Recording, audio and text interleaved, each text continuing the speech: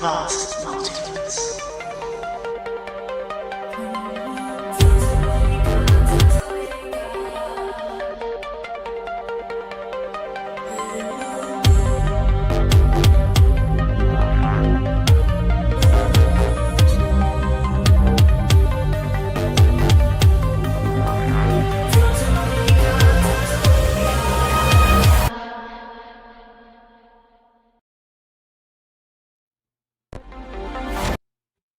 Aloha, what's up everyone? Welcome to today's video. We're going to be talking about hidden history. We're going to go into great detail on many different theories, ideas, conspiracies, and thoughts on our ancient past. Specifically the past, not only that we have forgotten, but the past that has been covered up and kept from us and set in reserve underground in secret libraries and whatnot.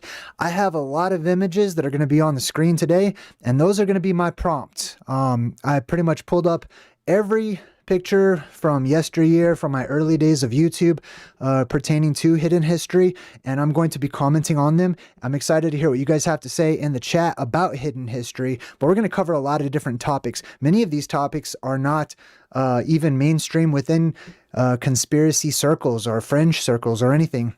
Some of these are unique to my channel, or at least they seem to be unique to my channel. You know, some of these are ideas that I've written about in my books, and some of these are more well known. So today's video is going to be Titanic. And what I mean by that is we're just going to hit the tip of the iceberg, which is in itself a whole nother story, a whole nother cover up. But we're not actually going to start with the Titanic. We're going to start with the very first picture that we have here. We're going to go through every single one of them. Welcome everybody in the chat. Good to see you all. Thank you so much. Appreciate you for being here. Now, let's talk about the first picture here, which is NASA. There is a government, a worldwide government. You live in the new world order. Okay, it's not something that's on its way. It's something that's printed on the United States dollar bill because they recognize that we live inside of a new world order right now. Let me know if the video is okay too, because it says it might be having problems on YouTube. Hopefully not. If you have any issues, just let me know. Anyways, so here we have the rocket ships, right? Many people say space is fake. There's so many theories about space, especially when people get into alternative cosmology. I will tell you right now, I believe that they're shooting up rockets and spaceships and whatnot to go up into the sky because they're testing out the firmament. They're testing out ways to get out of Earth, out of this world. They want to leave the world behind, which is a movie that was done mostly in part by the Obamas, who actually set that movie out as a form of disclosure to let you know that Elon and the elite and everyone, they're building right now underground bunkers to prepare their families and their people who are going to stay behind for the apocalypse in places like Greenland and Cheyenne Mountain and other places across the world. DIA is another one too. But that's what they're doing. They're blasting off. These are doomsday preppers. All right. NASA, that's all they are. They're doomsday preppers. Okay. They're going out there. They're getting ready to leave all of you to the apocalypse. They're going to let you have the world that is to come, which I accept because that's a world of magic, mysticism, mystery, intrigue, power, just like it was during the Dark Ages. But that's another topic too. So let's continue on. Next up, HAL 9000. So HAL 9000, when you see this red eye, especially on a robot, this represents plasma possession, right? There's plasma that comes up from within the earth that is life-giving energy, also known as vril and other things that it's known by. Chi, life force, Han, power of the earth, etc. Anyways, there's also plasma that comes down from the heavens. That plasma that comes down from the chimney of the world and enters into this world whenever the firmament breaks open is destructive, and that's basically its program, is to come and cleanse this world out by destroying everything. So those things that become possessed by it or operated by it or turned on by it, like all of our modern electronics, every single robot that they're building right now, which is basically going to be a robot army in the future, they will be possessed by by that plasma force that comes into this world, okay? And that's why you see it represented by the red eye. The eye is the all-seeing eye in the sky. It's a physical portion of the firmament or of the sky above us.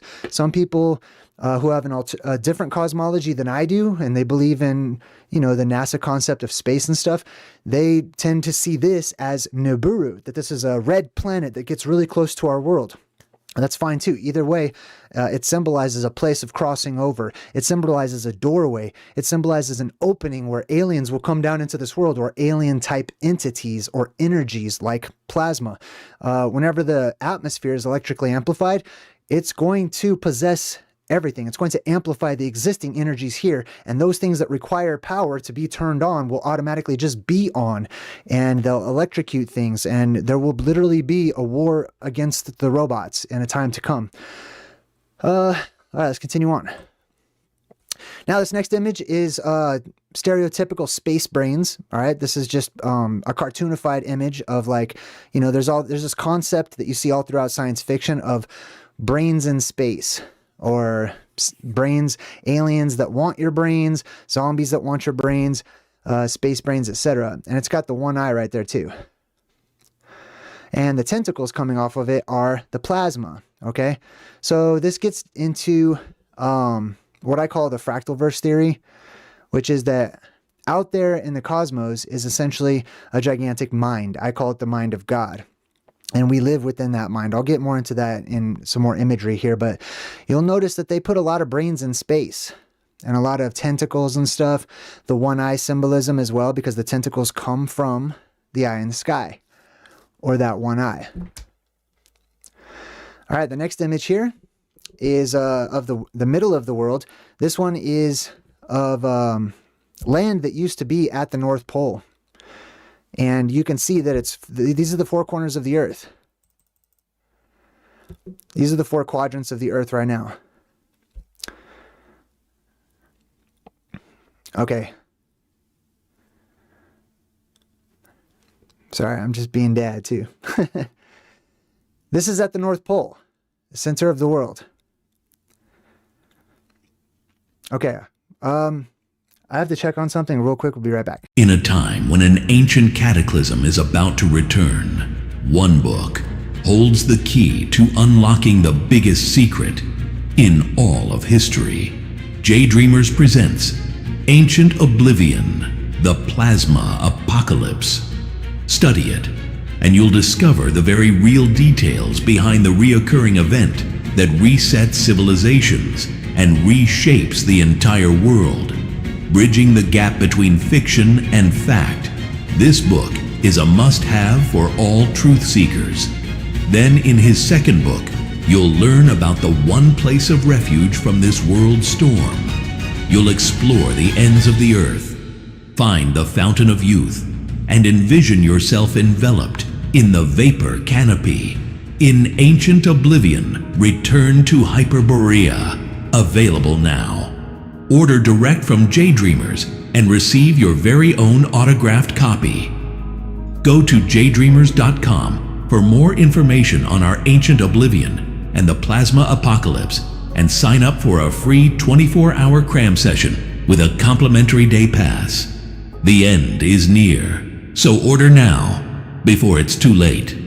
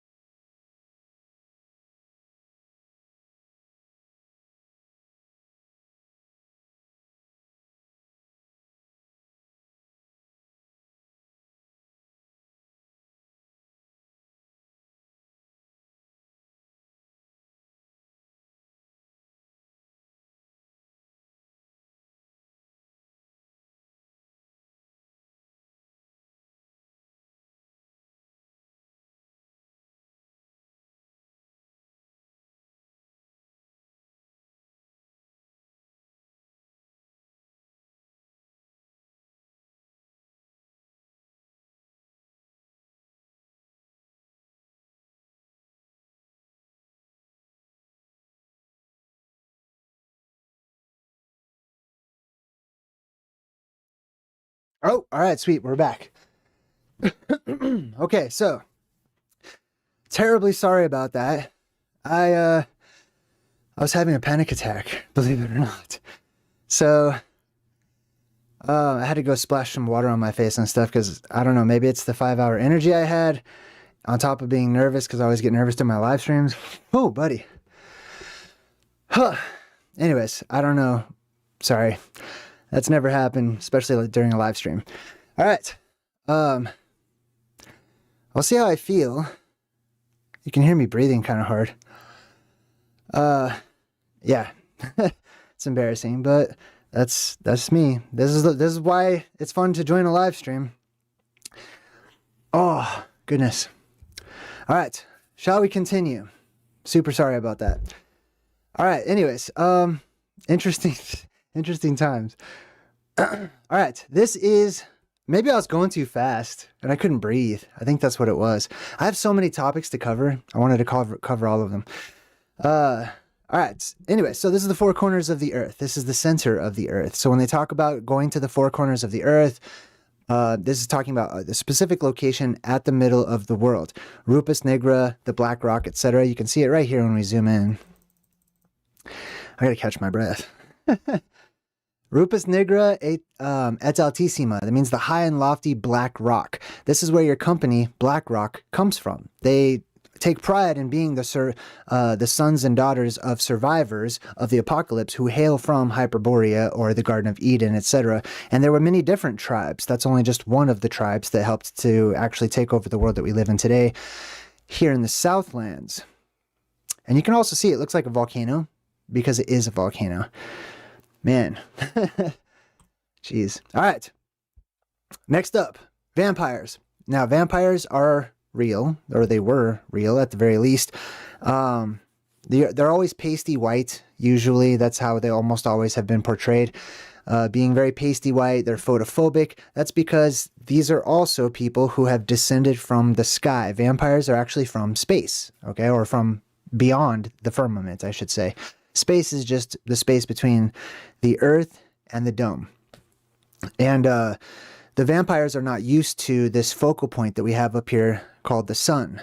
They are photophobic, which means light hurts them. It burns them much faster than it burns us. It still burns us, right? And that's why we produce melatonin and stuff to sort of deal with this overly bright light source. But those beings that just come into this world and they're brand new, they're not used to it. So that's why they are always portrayed as like being afraid of the light or whatever, and burned by the sun, right? They also usually have long pointy ears because they're the exact same as the elven race. They're also elves, okay? Gigantic books. So this is an example. You're going to see many different examples of gigantism here. I appreciate everyone's support. Yes, I do need to slow down. You're so right. I came off way too fast. That was way too fast. Jesus Christ, I need to just take a breath. Anyways, gigantic books. There's so much evidence for gigantism, and I mean humans as well. Gigantism spread throughout the animal kingdom, insectoids and whatnot, but gigantism once thrived across the world, human giants. And the reason we don't have so many different, books about giants, you can still find them, was because mankind shrinks over time. So do the animals, so do the plants and everything. As the pressure builds up in this world and our supply of life-giving gases and stuff and resources deplete, we get smaller and smaller. We shrink over time. This is the box that you can put big things in and they shrink down very small, which is portrayed and cartoonified in many different movies and cartoons and things like that. This is from Star Wars, and you'll see this a lot in the movie where someone gets power and things start to float up into the air or whatnot. There was a time when things were less heavy. The things are getting heavier and heavier as we move forward in time, until eventually there will be a pressure release and things will weigh nothing at all for a short time until equilibrium is restored to this world, and then gravity will be restored as people perceive it in the mainstream, and buoyancy will be restored to what it originally was a long time ago, which is a lot more buoyancy in our atmosphere, which means that things are less dense and things will be more lightweight, basically. So, in short, it'll be easier for you, the survivors, who have dense muscle structure, skeletal structure, even skin and stuff, to pick things up that are heavy in today's world, because they will be light in the world to come, just like as they were light in the prior worlds, the worlds that we have forgotten about, which is our world. Here's another example. This is Spock. He's a space elf, okay? Like I said, the elves come from space, or the elven race. They are called the Elu, which is why they're called the Elva. They're actually, that's not an elf. That F is just a Vav. It's just pronounced differently over time, but that means of God, or from the heavens, or the fallen ones, etc., right?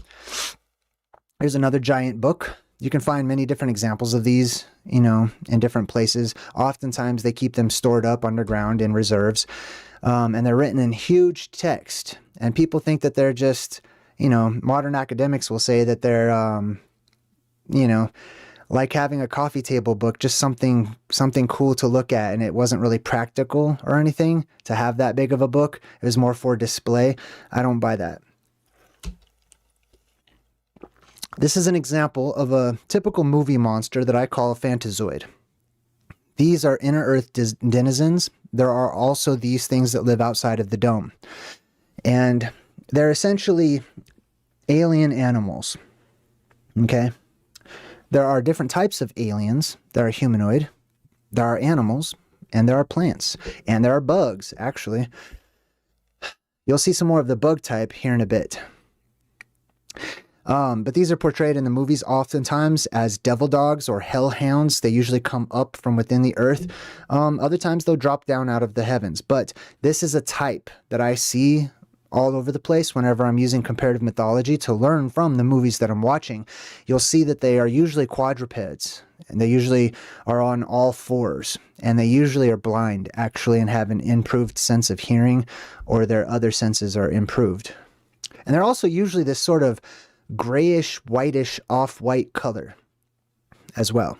And that makes sense because it's the same thing as the humans that come from these places. They're also tend to be like albino in color, right? Because they have different light sources where they're from. Here's another example, gigantic book with a gigantic map of Italy right there, because giant humans existed. And it was normal back then. Giants, there was a time when giants were not an anomaly. Short, tiny people were an anomaly. So they wrote about the strange, fictitious, tiny people, which is us now. We've taken over the world because everything is shrunk down so small. But there was a time whenever those giants were us. They were normal. And the time is going to return when gigantism is restored. Those of you who survive the plasma apocalypse, over time, your children, your offspring will grow larger and larger and larger. Yes, so that's coming back, gigantism. Here's an ancient cosmological view of the Earth. As you can see, the four corners right there in the middle. Now, I also want to point this out because I see a lot of people sharing these and saying that this represents the entire world. Sometimes it may. However, there's a small scale version of this at the North Pole. This over here is a plasma sheath. This is the serpent with the fiery sword, or the angel with the fiery sword that turns every which way in the Bible in the book of Genesis. It's literally an electromagnetic dome or a barrier, a force field that protects the Garden of Eden, which is represented by the center portion with these four different lands right here.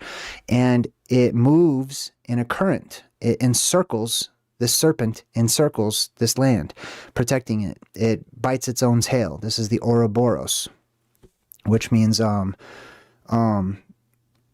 pole, which is its location, because there's a pole of light that shoots up out of Mount Meru right there in the middle. Now, this is from, is this Jason and the Argonauts? I believe it is. So this is just an example of how the movies share truth with us from our hidden history. One of these is that this shows us Titans and gigantism in ancient times. Another one is just the structure of this actual rock, and people say it's been weathered away by wind over time or whatnot. I don't believe so. I believe that the rock was pulled up from strong electrical currents during this time whenever the atmosphere was electrically amplified, and it created its own arc. Just like how NASA shows you on the sun how there's plasma that creates those arcs and it goes back down and folds in on itself. Well, when it does that, it takes the sand and the mud and stuff with it and petrifies, and it solidifies into that shape. This is also like the hand of God that comes down out of the hole in the sky, you could say. This is also a machine. So in the movie Jason and the Argonauts, this Titan is actually an ancient robot. This is a machine. Robots are not anything new. They're just renewed, because there's nothing new under the sun. Everything is renewed over and over. This is another example from a movie where people float up into the heavens. This is an example of atmospheric depressurization.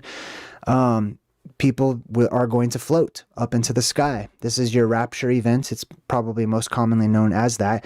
And that's whenever the sky depressurizes.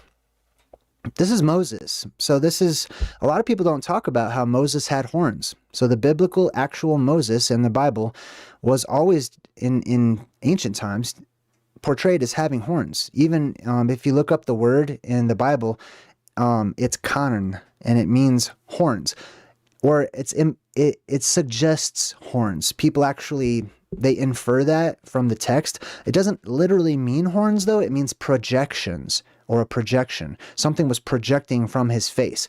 I believe that it was light that was emanating from his eyes, that he had these beams or these projections of light that came from his eyes, because I believe that a long time ago, there were people that were energetically charged, so much so their soul was that amplified, and their eyes would light up and their eyes would glow.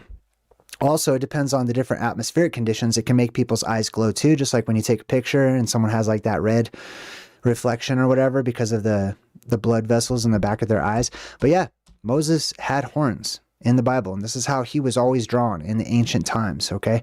Now, on top of that, there's a double meaning here, a double hidden history or historic fact, which is humans can grow horns. Like goats, like animals, you can grow horns. There are many different hundreds of examples on the internet you can easily find of human beings that have horns. Usually they're really old people, they're elderly. And that's because we go through, or did go through, different stages of puberty, because we used to live a lot longer. So there will come another time when people would grow another set of teeth. You know, the bone structure would continue to grow and stuff, and people would start developing horns on their actual heads and stuff. People would grow tails and stuff too. So it's different levels of puberty depending on how long your lifespan is. The body adjusts whenever your lifespan is less than 100 years old, which is like a child compared to when we lived to be hundreds of years old. And it stands to reason that we would go through different stages of puberty as the body adapts to living for so very long. Starting to feel better. Appreciate you guys.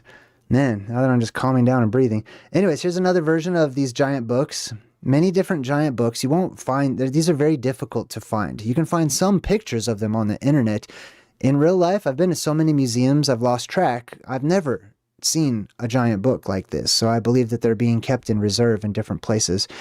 And on this book, of particular interest to me, is the Squatter Man. It's just cartoonified as like this squatting devil or whatever. But that's the head. That's the inverted dome in the sky. And it creates this crescent up there. They show you this in like 3-Body Problem and stuff. He's got his arms raised up just like the Squatter Man does, right? The petroglyph that's known as the Squatter Man, which is the beam of plasma that shoots up and spreads out at the top. Here it is again. Many different gigantic books in secret libraries across the world. This is the Hebrew cosmology of the Earth. This is probably my favorite one of all of them so far. I like this one. Not only does it have that we are surrounded by mountains on either side of the actual Earth, here and here, but it's got the inner Earth that it's known as Sheol, right? The underworld. And then above that, on the firmament itself, there's a hole that says Gate of Heaven. This is an opening in the sky. This is the heaven of heavens out here. So this is space inside of here. This is where NASA's going and stuff. Out here is actual space, or the Elysian fields, the actual heavens that are bright, as we all know. Here's some more red eye symbolism and one eye symbolism, right, from the movie 12 Monkeys. They'll show you this all over the place in the movies, especially in movie posters. More gigantic books from the giants that wrote them. Here is the Queen of Hearts. This represents many different things that we've forgotten about. One is the lineage of royalty They are the Nemo. They are those who were left over and survivors from the last cataclysm, which was the deluge, the last major ripping open of the sky. Was when the earth flooded, basically. And these people left Hyperborea, or this tribe, I should say, left Hyperborea, and they were killer clowns. People saw them as gigantic, pasty, albino-looking giants that painted their face because they're just albino, so they want to fit in a bit more, right? This is my theory, is I call it the elven standard of beauty. And so they would paint their face to fit in more with us because we're more flush, right? And they would try to make themselves look pretty or whatever. And then we in turn they taught us how to paint our faces, and so we would try to look more like them. So there was a back and forth going on there. Also, the giants were said to have red hair, and their nobility, right? They took their knowledge that they acquired just from experience alone. Imagine how much experience and knowledge, or how much knowledge you would have if you lived to be twice, 200, 300 years old. You would just by living life, you would gather so much more knowledge about yourself, others, and the world you live in, that it would become easier and easier to just take over any place in the world of savage survivors that, don't live as long. In comparison, I'm saying they don't live as long. So they're easy to control. They're easy to manipulate because you're more intelligent than they are. So they set themselves up as they settle, and at first they were nomadic, but then they start settling across the world. This is from Independence Day. There's many references to the depressurization of our atmosphere. This is one. Oftentimes it's in conjunction with some sort of alien takeover. There will be aliens, okay? There's going to be a Ragnarok. There's going to be a world war that's not going to be just between human beings, okay? There's going to be gigantic creatures, monsters, mutated humans, aliens from other worlds, or beyond, I should say, aliens, humans from below that rise up, Gog and Magog. But everything's going to get sucked up into the heavens during the depressurization event that's not securely, fastened to the earth. You know what I mean? That's why it would be wise to be in a place underground. Here's that same book where you could see that diagram. The Mad Hatter is the exact same thing, okay, as the Queen of Hearts. He's family, all right? You can see that they're the killer clowns, the crazy ones. Those people who left the Garden of Eden or left Hyperborea, some of those tribes were seen as babbling idiots to locals. They were made fun of and stuff because they were telepathic. They had to invent a language. They had to invent a written language and stuff.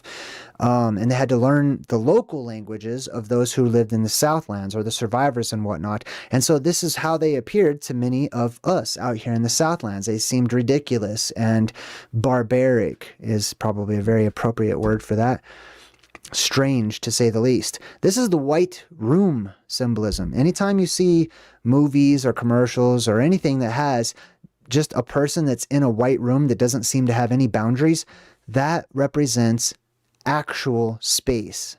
Actual space, which is beyond the firmament or the actual heavens, are closer to being a white color because there's all the colors out there and it's full of light. So altogether, it comes off as a white color, right? In reality, it's probably like opalescent, pearlescent, shining and shimmering, but it's symbolized in our pop culture by a white room. And that's out there where anything is possible, out there where people live much longer, you know what I mean? Out there where you can do much more than when you're confined to a world in here, the worlds of colors and stuff. But anyways, yes, that's the white room symbolism. Here's another gigantic book. This one has musical notes and stuff, songs written in it. Here's the movie 9. This is one of the posters for the movie 9. Pay particular attention. I have decoded this movie, but as you can see in the background here, it's all destroyed. There's rubble everywhere.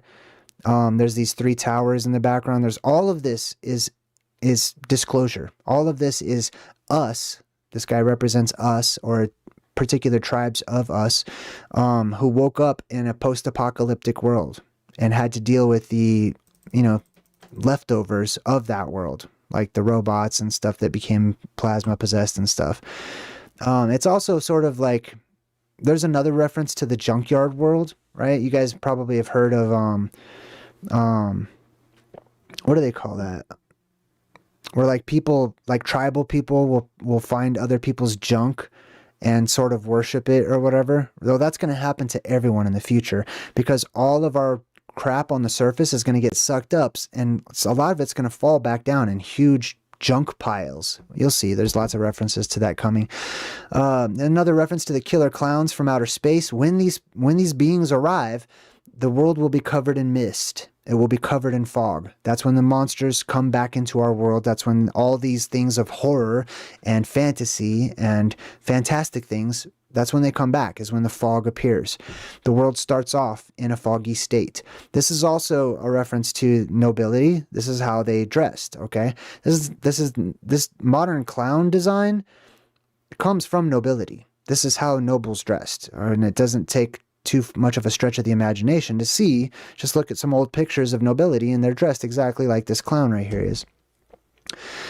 Now, here's the fog thing again, right? And in this movie, they keep on drawing a circle over and over and over. And these people are trying to figure out this language, and what are they trying to say, and what do they mean? The circle looks a little different every time. They're warning the people. This is a warning because people see this 0 point, this 0 star up there in the heavens during the apocalyptic cycle that we go through that introduces this fog. They're saying this is coming. This is coming to a theater near you. This is coming to your local neighborhood. The apocalypse is on the way. These hands, okay, they're cartoonified and personified as hands quite often, will come down out of the sky, spreading out. It's plasma that spreads out as it descends. These are the hands of God and stuff. And the aliens actually look like hands with like 7 fingers. Here's a gigantic... Excuse me. One sec. Here's a gigantic samurai sword, right? So there's evidence of not just giant books and stuff, but huge weapons that a regular sized human would, it'd be useless to these people. It's not decor. It's not... so that you can just have a giant samurai sword because our nation is like giants. We're so powerful. No, people symbolize things a bit too much. So far, so much that we have lost touch with the reality, the substance of them, that these things have a physical representation in our history. Gigantic axes as well. You can see a woman, I think, right there next to it. Here's some more symbolism, okay? First and foremost, there's the V, which is the Vav, okay, which is the number 6 in ancient times. But you also have a blue beam that shoots straight up to this eye that's out there in space, okay? That's the blue beam of Mount Meru. That's the sign, that's the symbol, that's the light of the world that the wise will follow so that you can get to the Garden of Eden, so that you can return to Hyperborea. And it's located directly under the thing that causes the projection of the moon in our sky, which is what I call the apex dome, which is a hump up there on the firmament that one day will break and fall, and the sky will literally open. Okay, that causes the depressurization. Here's another gigantic weapon, a huge sword that looks like it's about 7.5 feet long. Clearly not meant to be wielded by a small guy like this. There's me in New York. I had to take a picture. This is a long time ago. I just saw this gigantic door, and I'm like, man, it says Gotham Hall. I'm going to do that's my Batman. You just do the little Batman pose or whatever. But yeah, that's me posing in front of this giant door because it's made for giant people. Giant humans walked through giant doors. It's not symbolic. It's symbolic today because we don't have giant humans for the most part just walking around any longer. So because we don't want to believe that it was practical, well, then we force symbolism upon it. And we say, well, it just represents like it's the house of God or the grandeur of the human accomplishment or whatever. Okay, that's fine. It can mean that too, but some of us see the physical behind it. Paul Bunyan. These are called tall tales here in America. These are our myths and legends, okay? So the Babe the Blue Ox, that's nothing new to America. Americans didn't invent Babe the Blue Ox. That comes from the Norse. that comes from, there was a Titan god of Norse mythology that died, and his body parts created the earth, or he helped to shape the earth with his own body. His name is Ymir, and he was suckled by this giant ox. So he was the first type of Paul Bunyan, you know what I mean?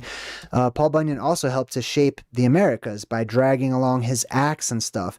And this has less to do with actual physical giants and more to do with those titans that were plasma forms that grounded themselves to the earth and seemed to walk across as just like you see in a plasma ball. That's what plasma does. When it shoots off from the source, and when it touches the glass, it actually splits into legs and it walks across the glass. That's what we will see being on the inside of the glass, or inside of the snow globe that we live in. And we'll see these titanic, ethereal, angelic, however you want to see them, demonic, it depends on your perspective, and you'll see them walking across, and where they step, they leave marks. Where they step, they leave potholes, and they create caverns and stuff, because it's an extremely powerful electromagnetic energy. It's basically a lightning man that's walking across the earth in different places. These to me are steps. I mean, and look how tiny the humans are down there, right? It reminds me of the story of Joshua, or in the book of Joshua, or is it Joshua? Or maybe Deuteronomy, I don't remember, but it's in the Torah in the Old Testament, where the Hebrews were wandering about the desert, and they're trying to find the promised land, which is, by the way, represents the lost children. And that's another story of how the people, the chosen people, or the leftovers, the Nemo, the survivors, are trying to get back to and return to Hyperborea. Right? That's the whole story. That has happened many different times, not just that one time. And that's the time it happened. The 10 plagues of Egypt, all these stories, they happen over and over and over again. We err in thinking that they're unique. We err in thinking that they're one-time events. You know what I mean? But if we could see their connection between all these different events. Anyways, in that story, they go visit that land, and that land is full of giants. And they say, yeah, we're about as big as grasshoppers to these gigantic titans. And here's another example. Here's a guy right here. Check this out. This is how big this door is. Huge, gigantic doors. I mean, one person would struggle to even open this door unless it's just perfectly balanced or something. You know what I mean? There's no way this is just a grandeur thing. There's no way this is just decoration. I mean, look how far out I got to zoom just so you can see the guy, right?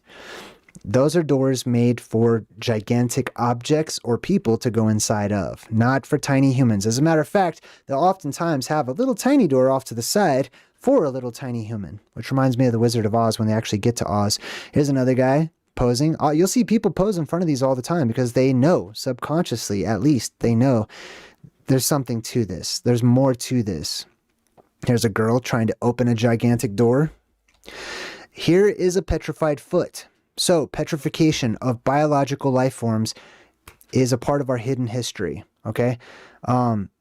It only exists now mainly within the areas of fantasy, storytelling, fiction, and things of that nature. But I believe that it was called the Stone Age a long time ago, right? It wasn't a Stone Age as in we just didn't have any technology or anything. It was an age where things turned into stone, when stone was actually created, right? And I believe that the earth creates stone, and it's just not a buildup of dirt over time. You know what I mean? Stone is that debris that floats up into the atmosphere during that depressurization. Remember, I said people will float up, but so will mud, so will muck and debris and clay and silt and dust and all kinds of stuff, right? And when it mixes with the waters that were going to float up too, and it gets zapped by these powerful beams of electricity, it sucks out all of the water from it instantly, and it densifies it or petrifies it instantly. And you have stones, balls of rock that are created up there in the heavens, some of which will be eaten by Kronos, who will then spit them back out as the story goes. And we'll have strange, weird boulders in different places in the world. But organic living beings can and have been petrified. All right. The trees, the petrified trees, are your number one proof of that. If you disbelieve in any way, shape, or form, all you need to do is look to the petrified forest that exists around the world, and you'll see those are organic living beings, or were, and now they're rock, now they're stone.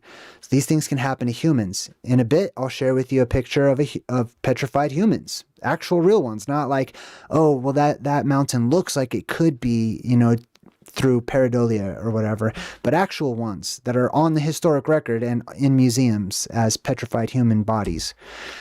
Here's another gigantic door, once more. This is definitely one that it doesn't take much to see that this looks a lot like a being that's lying there petrified, maybe like with an alien head or something in the mountainside there. I can't confirm or deny these ones, but I can tell you that the myths and the legends do say that the Titans were petrified and that they sank into the earth on different stories. Now, speaking of the truth in movies, you'll see a lot of time travel is associated with telephone booths or telephones. This transition between worlds has a lot to do with what's called the circuits of time in Bill and Ted's Excellent Adventure. That's because beyond our world, if you were to leave this world during that and get sucked up into Kronos' mouth or the depressurization point in Humpty Dumpty's belly, the apex dome. If you leave this world, right, you will enter into plasma conduits, hallways, the subways of space, okay, or the heavens. And what they do is they connect world to world. They go from hub to hub, transferring information, just like synapses in the brain. And so that's why time travel or, going from one world to another world, one extreme to another extreme, often has something to do with symbolized by the telephone lines or the internet sometimes too. But you can see the electricity right there. It's grabbing it. The phone booth itself is just, it's symbolic, the phone. Okay, the actual thing that they're traveling through is the electrical conduits or the plasma conduits that are out there in the heavens.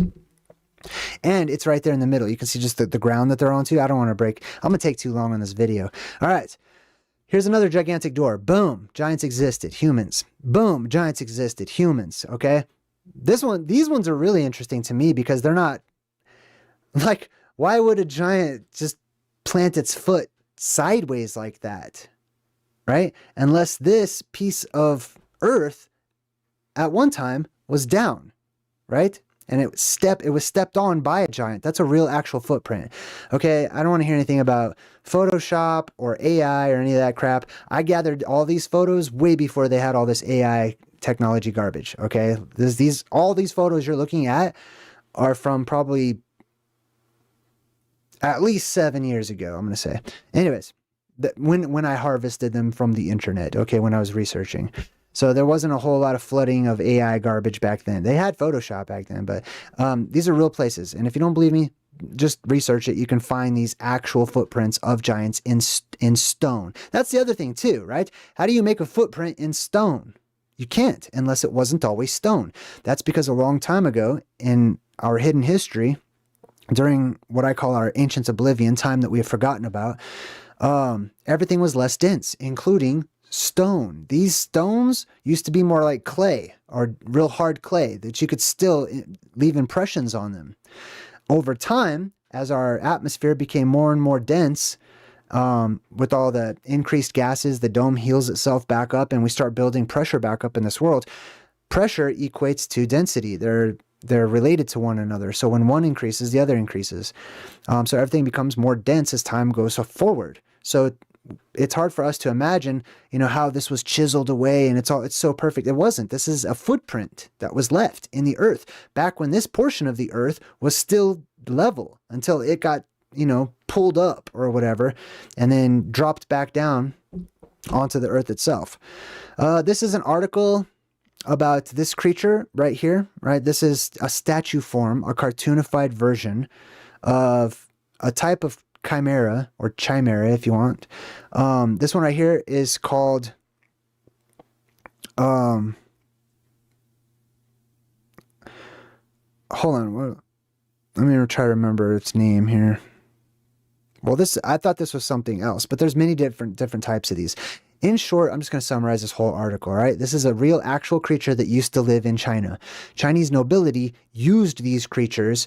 They would bring in somebody who was going to ascend to the throne and be the new emperor or be in charge of a community or whatever, and they would have them sniffed, basically, by these otherworldly dog monsters. I'm just using descriptive, colorful language, okay? But these otherworldly creatures that had extremely powerful auras, all right, because they're from places that amplify their aura, which is the underworld. They kept some of these as pets. They tamed them. And if they brought them in and this creature sensed that that person had a bad aura, they would attack them and sometimes kill them. So a person wouldn't even want to be a noble. They wouldn't want to be in charge in ancient China unless they were confident, you know what I mean, that they were a good person, that they had good intentions, that they didn't mean to mislead anyone or cause harm to anyone or have selfish ambitions, because they would get literally torn apart by otherworldly devil dogs or whatever in China. The Gigi is another example. That one usually has more like hoofed feet and stuff. They portray them in different ways. Here's another one. The grand arches, ancient architecture. People have forgotten all about that, but a lot of the architecture is coming to light these days, thanks to the internet, actually. The internet is full of good information. It falls to us to be wise and to separate the wheat from the chaff, even when it comes to the internet, right? So like this image right here, you know, look that up. You can find this. This is a real place in Africa that you can go and visit, and you can take your own picture there. And then you can have people tell you that your picture's fake. Anyways, another one where it's on the side of the wall, right? It's an actual real gigantic footprint of a humanoid. Oh, there's the Gigi. So this is another version of these same type of otherworldly monsters or whatever, or hellhounds, devil dogs, and stuff like that. You know, these are the ones that they would use to guard the palace, right? Sometimes they have dragons out front that have a big ball in their mouth. Okay, those actually represent, they can represent these beings that have a really strong aura or spirit, and that ball represents their spirit or plasma. But oftentimes, especially if it's a dragon and has a ball in its mouth, it actually represents just a plasmoid, which is a ball of plasma or ball lightning. And when that ball lightning moves about through the air, it leaves a trail behind it. And that was the ancient symbol called Nun in Hebrew, and it meant life. There it is again, the telephone booth symbolism, going from one world to another world through the circuits of time or through plasma conduits. Oh, I think I just caught my breath. Man, I had like sensory overload at the beginning of this live stream.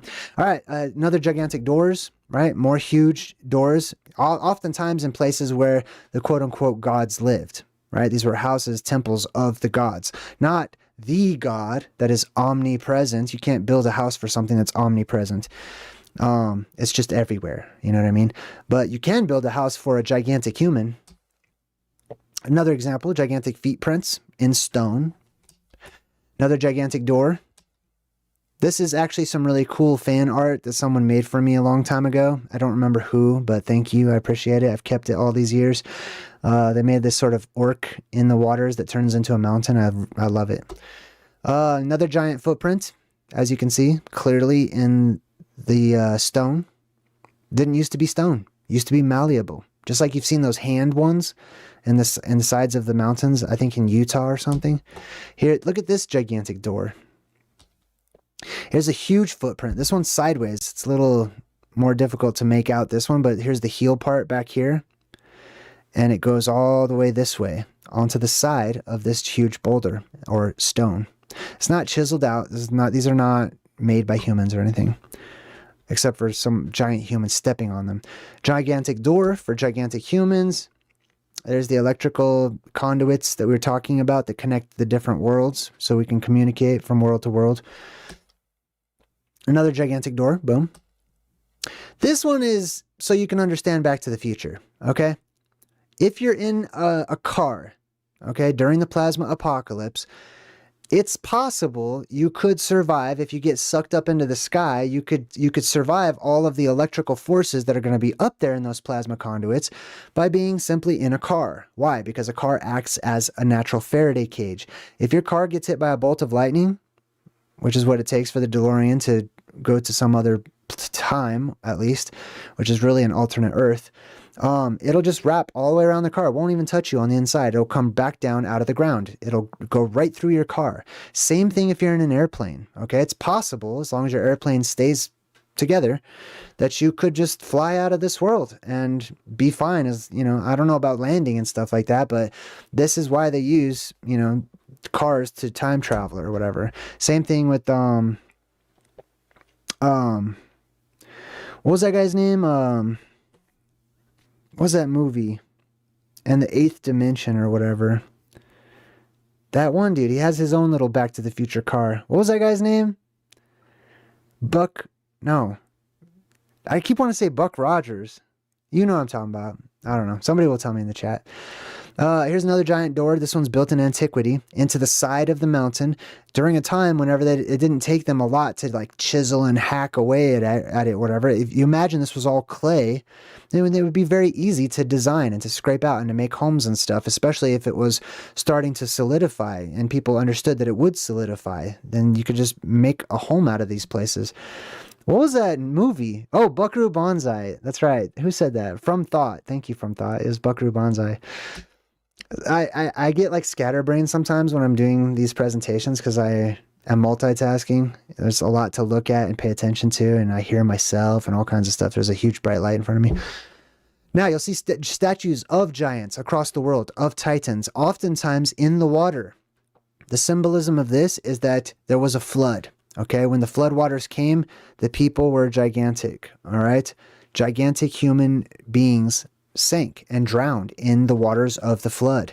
Now, there's balance to everything. So during the next apocalyptic cycle, when the sky rips open again, all these waters will be removed. They'll float up. They'll rise straight up into the heavens.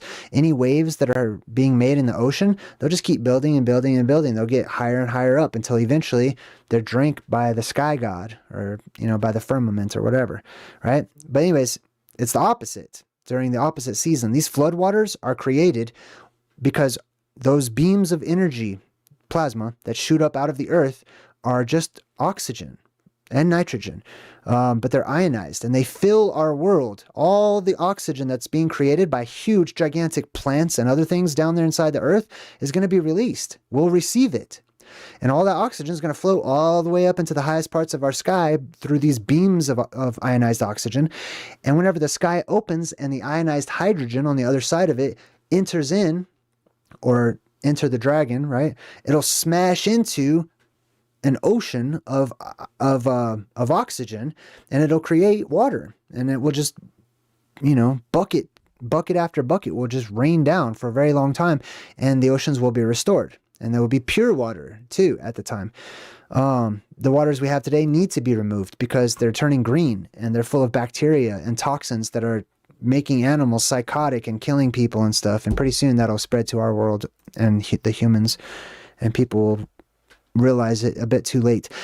Giant statues, hands coming up out of the ground, too. That's symbolic of the giants sinking. Whenever the earth goes through all of this back and forth during worldwide earthquakes, heavy objects on top will sink, including giant humans that have nowhere to hide if they're not on bedrock or have gone down into cave systems that are large enough to protect them. Yes, so we build these giant statues, right? Knowing that this is how big we once were, that humans used to be able to grow to be that large.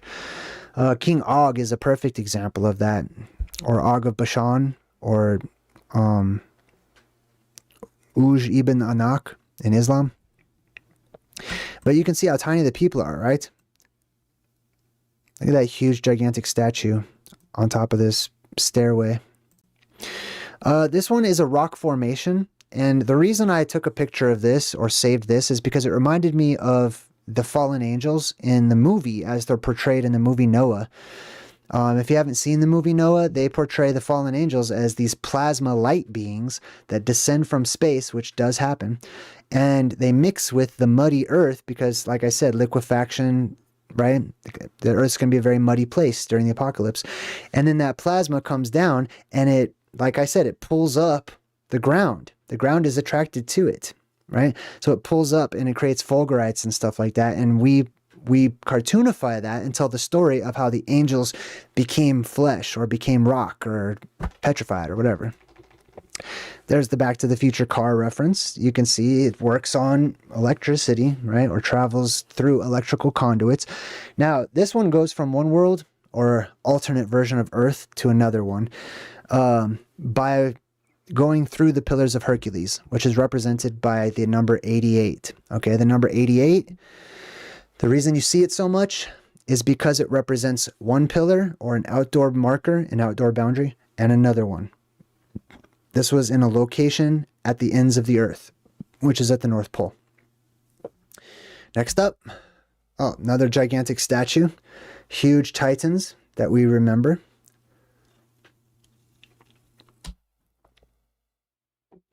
This one's from The Witcher. There's going to be otherworldly creatures and gigantic insects. So not only will gigantism restore human giants, but it will restore insects first, okay? Before all your children start getting big, the world around you is going to grow in size very quickly. You'll feel like you're shrinking over time. You'll feel like you're getting tinier and tinier, but you're not. It's just that the plant life grows faster than how fast you will be growing. And the insects will grow faster. The more oxygen that's in the atmosphere, the faster insects grow. So you're going to watch the world around you get bigger and bigger and bigger after the apocalypse with this influx of oxygen or oxidation event is how they call that in academics. But also notice the swampy nature, the fog, the mist, it's all there. And many of you will be this guy. I forgot his name in The Witcher, but you'll be the Witcher. Many of you will be the ones that, like your children that are born into this world, they're not going to be as strong as you'll be. Like I said, your muscles will be so dense. You're extremely strong right now whenever you change your environment. When you amplify or increase the buoyancy in the atmosphere, everything's going to be less dense, which means weaker, but not you. You retain all this density that you have developed simply by living in a pressurized world. Okay, so you'll be like a superhero. You'll have super strength. You'll be the one that will be able to handle these monsters if you want. You don't have to. I will, but yeah, you'll be monster hunters, and real monster hunters existed over time. And I'll show you more images and examples of those actual historic ones. Another one of the giant head. I think this is in New York, if I remember correctly. That's representing the Titans, also the white, albino color of the giants and stuff. But they're doing the hush symbol. This hush symbol is shut up about the apocalypse. Shut up about all this hidden history. Do not talk about it. For many different reasons, right? Some reasons I can understand too, because people are crazy, right? In Men in Black, they talk about how people are crazy collectively. I don't want the entire world's population rushing to the Garden of Eden when I'm trying to get there. Like, I think the world is in a garbage state right now. I don't want to live there with all these people still. I'm trying to escape this world, But anyways, this is the big secret, okay? Everything that I'm sharing with you on my channel every day or often, I believe are the secrets of the Freemasons, the Illuminati and stuff. It's just that I've signed no contract. I've made no deals. I made no promises. I don't care. And on top of that, I know I'm not going to be believed except by those who have the ears to hear and the eyes to see, which is the same way that Jesus taught. He taught in parables and story form. And the people that didn't get it were simply amused. And that's how the great teachers of antiquity taught people. Another gigantic statue representing the human gigantics, giants, this colossus. Some people think, this might have been a real person at one point in time. I'm not really of that mind. I believe that this is, represents a time when there were giants. But it's fine. I'm okay. I like creative theories and ideas. Here's a real another footprint on the side once again, right? There's that same colossus in that grotto. Here's another giant human footprint. They put flowers and stuff around it because they're worshiping. They feel that this is a god. A God stepped here, right? And by the word God in Hebrew just means fortune, okay? That's where that comes from. Just like the word Loki, it's lucky, it's luck, you know? Your fortune is with you or fortune is against you or whatever. But the real word was El, which meant mighty leader or great leader. Here's a dude going into this huge statue's eyeball, which is also happens to be symbolic and an omen of people getting sucked into the eye in the sky, like I talk about. This one is what looks like a petrified brain. However, I'm actually more of the mind that it's probably a giant petrified fungus. And there's many examples of that when we lived in a mushroom kingdom. So whenever this world changes, like I said, not only is the atmosphere going to change, but the world's going to become very swamp-like. There's going to be a lot of dead and dying things in this world. It's going to be it's going to be a lot warmer. It's going to be the perfect environment for mushrooms to grow. So just like in the Super Mario Brothers, there's that whole story of the Super Mario Brothers is true. It's just cartoonified. That's all. Our kingdom was once the mushroom kingdom. Gigantic, huge mushrooms. And I'm sure the giants ate mushrooms too. I'm sure they didn't just go around eating people all the time until the food supply started to run out and the energy specifically started to be siphoned back into the earth, and that hunger developed or a weakness developed or lack of energy, which is why people started consuming and stuff. Here's an example of how small people are in comparison to titans and giants. Like Joshua says, we look like insects to the Anakim. Another example of Paul Bunyan. This is just our collective subconscious remembering the titans or giants of yesteryear. Here's another version of it. Green. The green skin thing reminds me of those green children, the story of the green children that wandered. Listen, that story of the green children is very compelling. I don't know if you guys know of the story of the green children, but it's extremely compelling to me. They lived in the inner earth and they went to a place where there was probably a zephyr or something that blew them up to the surface world. But the light colors down there are much different. They're green. They're, especially if it's in Hyperborea, okay? Just under the surface of our world, it's a green light everywhere. That's Hades, okay? That's the underworld. And it has to do with those gases that are being ionized. Depending on what gases they are, they'll be green. If it's oxygen, it's green. And if it's oxygen, they're going to grow to gigantic sizes as well. So a lot of stuff down there is going to be green. Jack and the Beanstalk, right? This reed that grows up into the heavens, into another world where there's giants. This is not new. This is a story that's passed on to us by the Native Americans, where this is the story of cyclical earth after earth, that there's worlds below us, many worlds below us and many worlds above us. And occasionally a reed or a stalk or a beam will shoot up from the center of that world, or the center place as the Native Americans call it. And the people can ride that beam all the way up into the clouds where there are gigantic beings, right? And so this Jack and the Beanstalk stuff is not any new story whatsoever. It actually belongs to ancient tribal people that are native to their own places. Speaking of which, here's another example. Gigantic person. This guy's totally painted red too. And I wanted to point that out. I really don't care about all this weird PC crap in the world about how you can't talk about race and differences in humans and stuff like that. These people are from the underworld, and the myths and the legends say that they were red in color. It depends on which part of the underworld you're from. You know what I mean? There's different sections to it, especially if you read the Book of Enoch. It clearly describes these different sections or segments to the underworld, these different caverns you can go down into.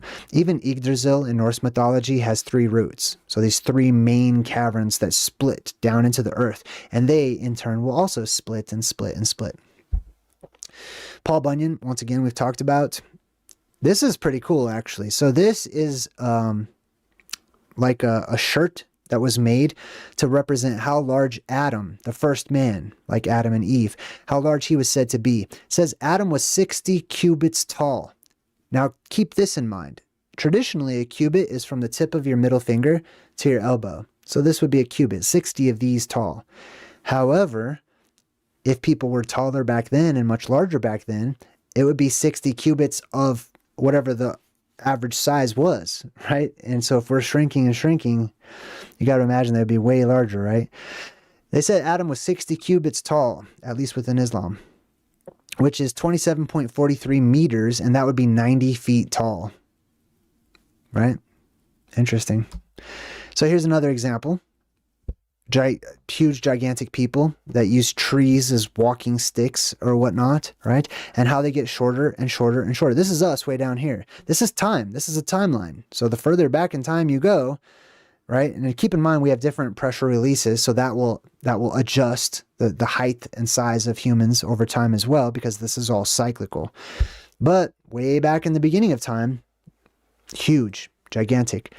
This is a couple of lakes that to me very much look like also giant footprints that were just filled in with water. Back when the giants walked the earth. Here's some more giant footprint pictures. That's the actual whole rock. You know, I've been showing this one a few different times. Very popular one that people show. That's the whole stone, the whole side of it right there. Another one, giant footprint, giant footprint. Another one, this one's more unique of a giant footprint. I've never really seen a lot of people share that one. More giant footprints. Oh, here's one. Here's me and my son. We found our own giant footprint. This is here in Colorado in a place called Red Rocks Open Space. So watch, let me just zoom in here. It's not a cave. I mean, it's kind of dark in there because people, you know, they camp out there. So the fire blackens the thing there. But I mean, you can see there's me and my boy. He's doing his little karate pose. But that's us a few years back, and I found this huge, what appears to be a footprint in the side of this red rock. And it's not really, it's red rock today. It's just, it was clay back then. You know what I mean? So yeah, that's pretty cool, right? I make an appearance in these pictures sometimes. Here's another footprint that's been filled in with water, or what appears to be a footprint. This one's from, I don't know if he has a channel, but he's on Instagram and he's on Facebook too. He collects a lot of really good examples. Seeing is believing, SIB. He's got lots of good examples. These look like feet or shoes or something like that, right? This is from ancient Babylon, Mesopotamia era, where they had the giants or the titans, right? And here's the circle and the rod. You'll see those combined all the time. This is the doom shape up in the heavens. This is what people saw at the center of the world, what the all-seeing eye looked like as it reflected the land below it. Because that ice that the dome is made out of is reflective when you shoot a bunch of terrestrial light at it from those beams that come up out of caves and volcanoes and stuff. So people saw the four rivers of paradise, which is represented by those wavy lines. And they also saw these, the four corners of the earth have their own little plasma volcanoes. And they actually are attracted to Mount Meru, going into it. And they create a beam of light right there in the middle. And if you're directly underneath it, it's just going to look like a circle if it's being reflected back down to you. But this is the shape in the sky, the 8-pointed star. It's the doom shape. Oh, yeah, I'm feeling better now. I'm so glad I caught my breath. I was scared. I thought I wasn't going to be able to do my live stream. That's why I'm so sorry it took me a minute to come back. I had to run downstairs to the bathroom. I was thinking about my son and you guys, and yeah, I was having to splash water on my face and stuff. And whew, man, thank you for being so supportive. I'm glad I didn't I'm glad nothing bad happened, especially during the live stream. Anyways, this is just fiction, but it symbolizes, there's a lot of fact in fiction. Fiction is fact that we have forgotten about, or it hasn't happened yet, or it hasn't happened again yet, because everything's cyclical. So there's a whale up there in the sky, right? There's a lot of space whale symbolism. What whales flying through space or floating in the skies. It's like we want to see them up there because that's where they're from. I don't believe that whales, dolphins, any of those creatures are actually terrestrial. I don't believe they're from Earth. Like I said, there's a time when there's no oceans, okay? They're from above. They're from beyond, I believe, okay? But also, it's interesting to note that the word whale, the etymology of that, it means monster. Look it up, and you'll see. Whale means monster. The monster's in the sky, the vapor canopy, etc., right? This is a clip from the TV show and the movie Stargate, which I have decoded as well. Probably one of my top 3 decodes I've ever done. We get into some hieroglyphics, and that one was pretty good. But this represents the key. See that key shape? that stairway that they're walking up, that represents that beam or that stalk or that beam of energy, like we talked about, that goes up and meets this eye in the sky, right? They change perspective in Hollywood and other things. Like they'll, even in ancient alchemy drawings, they'll change the perspective. So it's difficult to, it really takes a creative mind to figure some of these things out. But they walk right into the waters above by going straight. In reality, you wouldn't go straight, okay? None of these portals are portals you walk straight into. They're down or they're up. Unless you're on the extremities of the earth, I suppose, you know, where the dome comes down and touches the earth. That's a possibility. But this one is not. This one represents directly above the all-seeing eye in the sky. It's got basically the constellations all the way around it. This is also the magic mirror from Snow White. The good one, the old Snow White. I haven't seen the new one. I refuse to.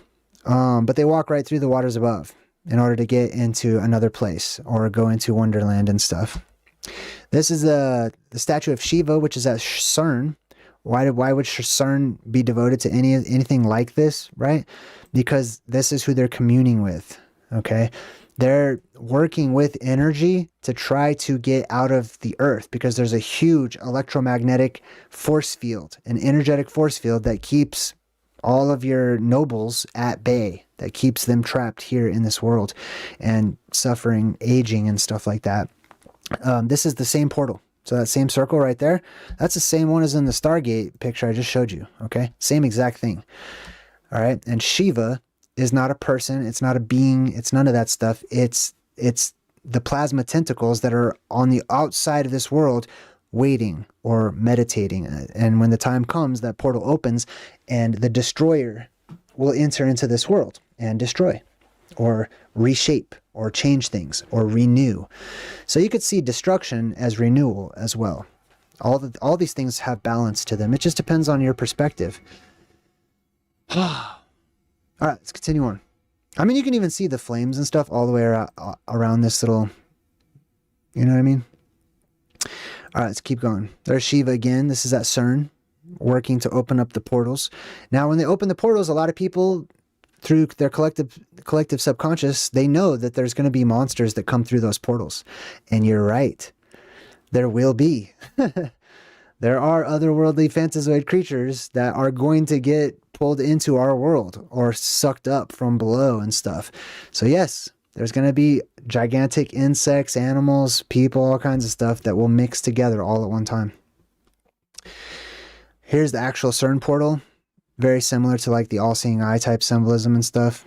And or Medusa and the plasma snakes coming out from the middle eye or the face or whatever, right? That's HAL 9000, same imagery that we started with. That's basically 666. Doesn't take a genius to see that. Excuse me, man. Anyways, this is all. I haven't actually decoded this movie yet. But this is a good one. They show this giant that comes up out of the water.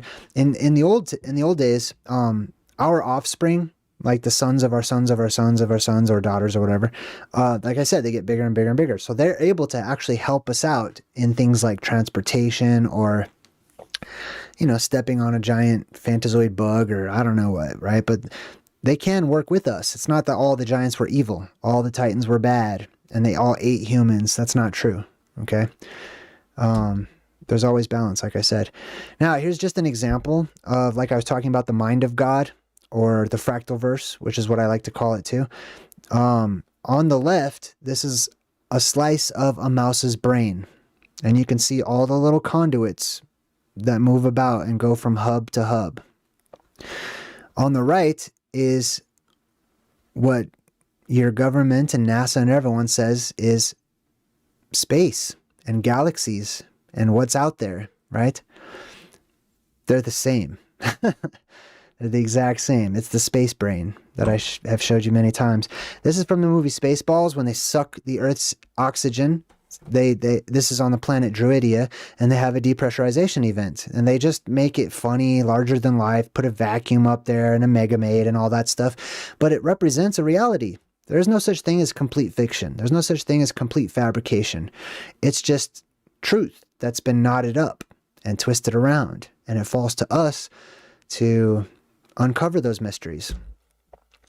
So the atmosphere will depressurize. And also in this movie, there's actually a physical barrier over the earth or the sky or whatever. They have a firmament.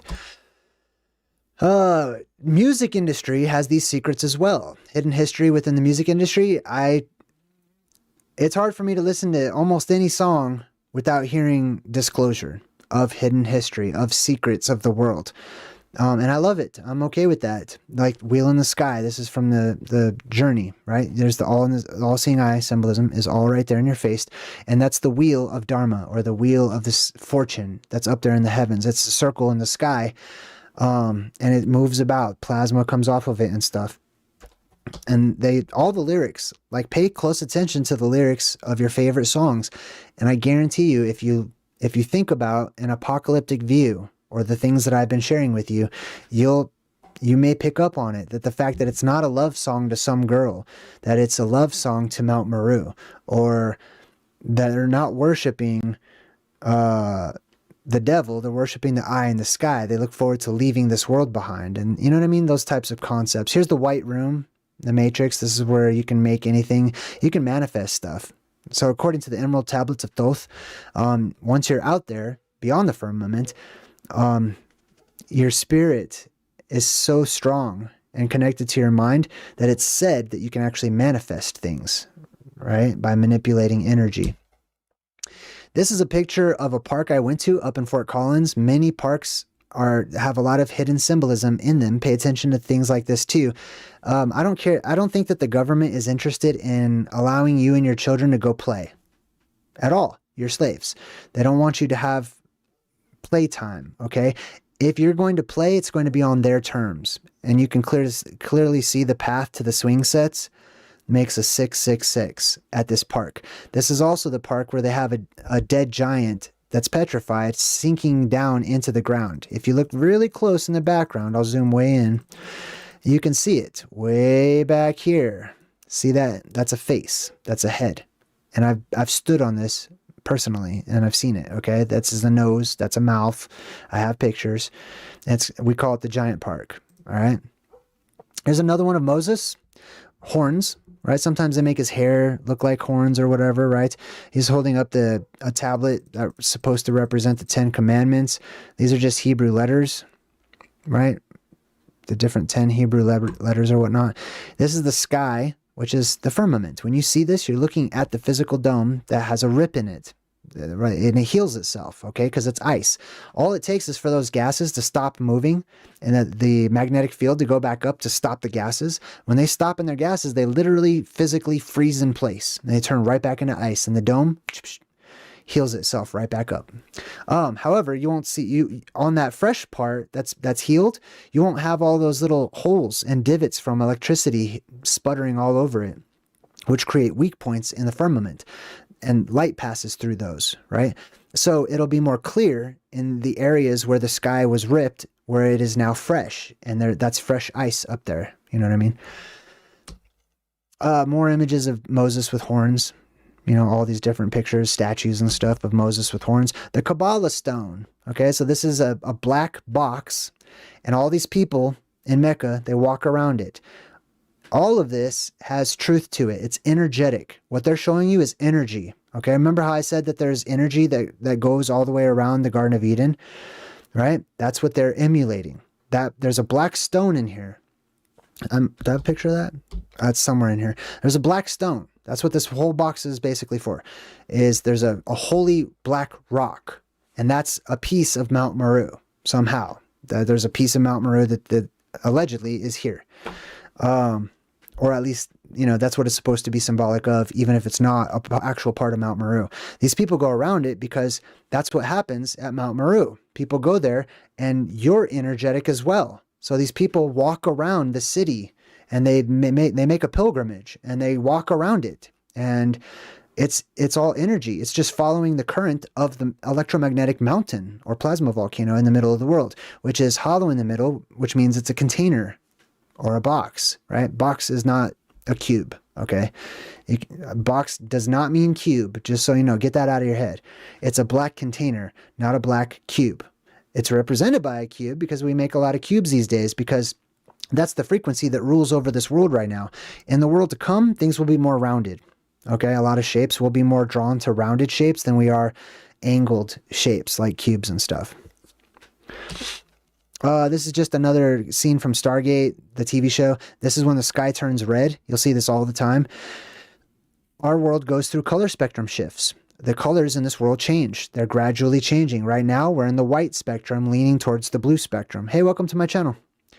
In the beginning, it will be black. After it's black, all of the gases that ignite will cause a purple light. Okay, I think it's argon is the first one to come out, but it causes a purple light. So there's this purple misty dawn of the earth. After that, when that burns off, you have more of a red light and a red spectrum. When you have all this red light, that actually helps you to stay younger. So they have today something called red light therapy, right? And it's your skin responding to the color of light, as well as the electrical field that's ambient in the air that will exist and did exist a long time ago. And it will stimulate your very cells, and you won't get wrinkles or anything. Your skin will snap back, you know, it'll cure a lot of remedies and sicknesses and stuff like that. Here's that light spectrum once it gets into the orange, right? So it's purple and then red and then orange. And this is the golden age too. So this is amber is the color of your energy from Sublime, not Sublime, 311 and stuff like that.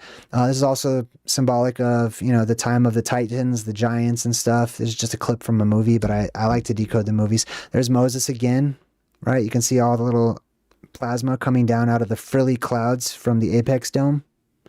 That's not regular clouds. Those are not atmospheric clouds that you're used to seeing.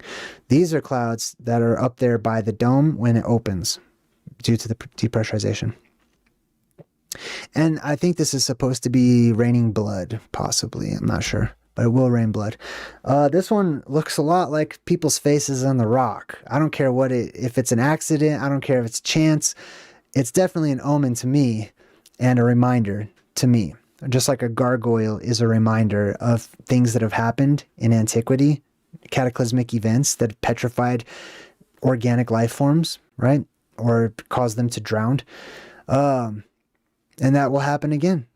And this is also a Bible verse that the rocks will cry out, that the rocks themselves will testify to these hidden secrets of the world. This is that giant park I was telling you about. I had my son take a picture of me. They have like this toe sticking up out of the ground, these toes. This is at the end of that giant I was showing you. And that's just me up there in Fort Collins. You want to see?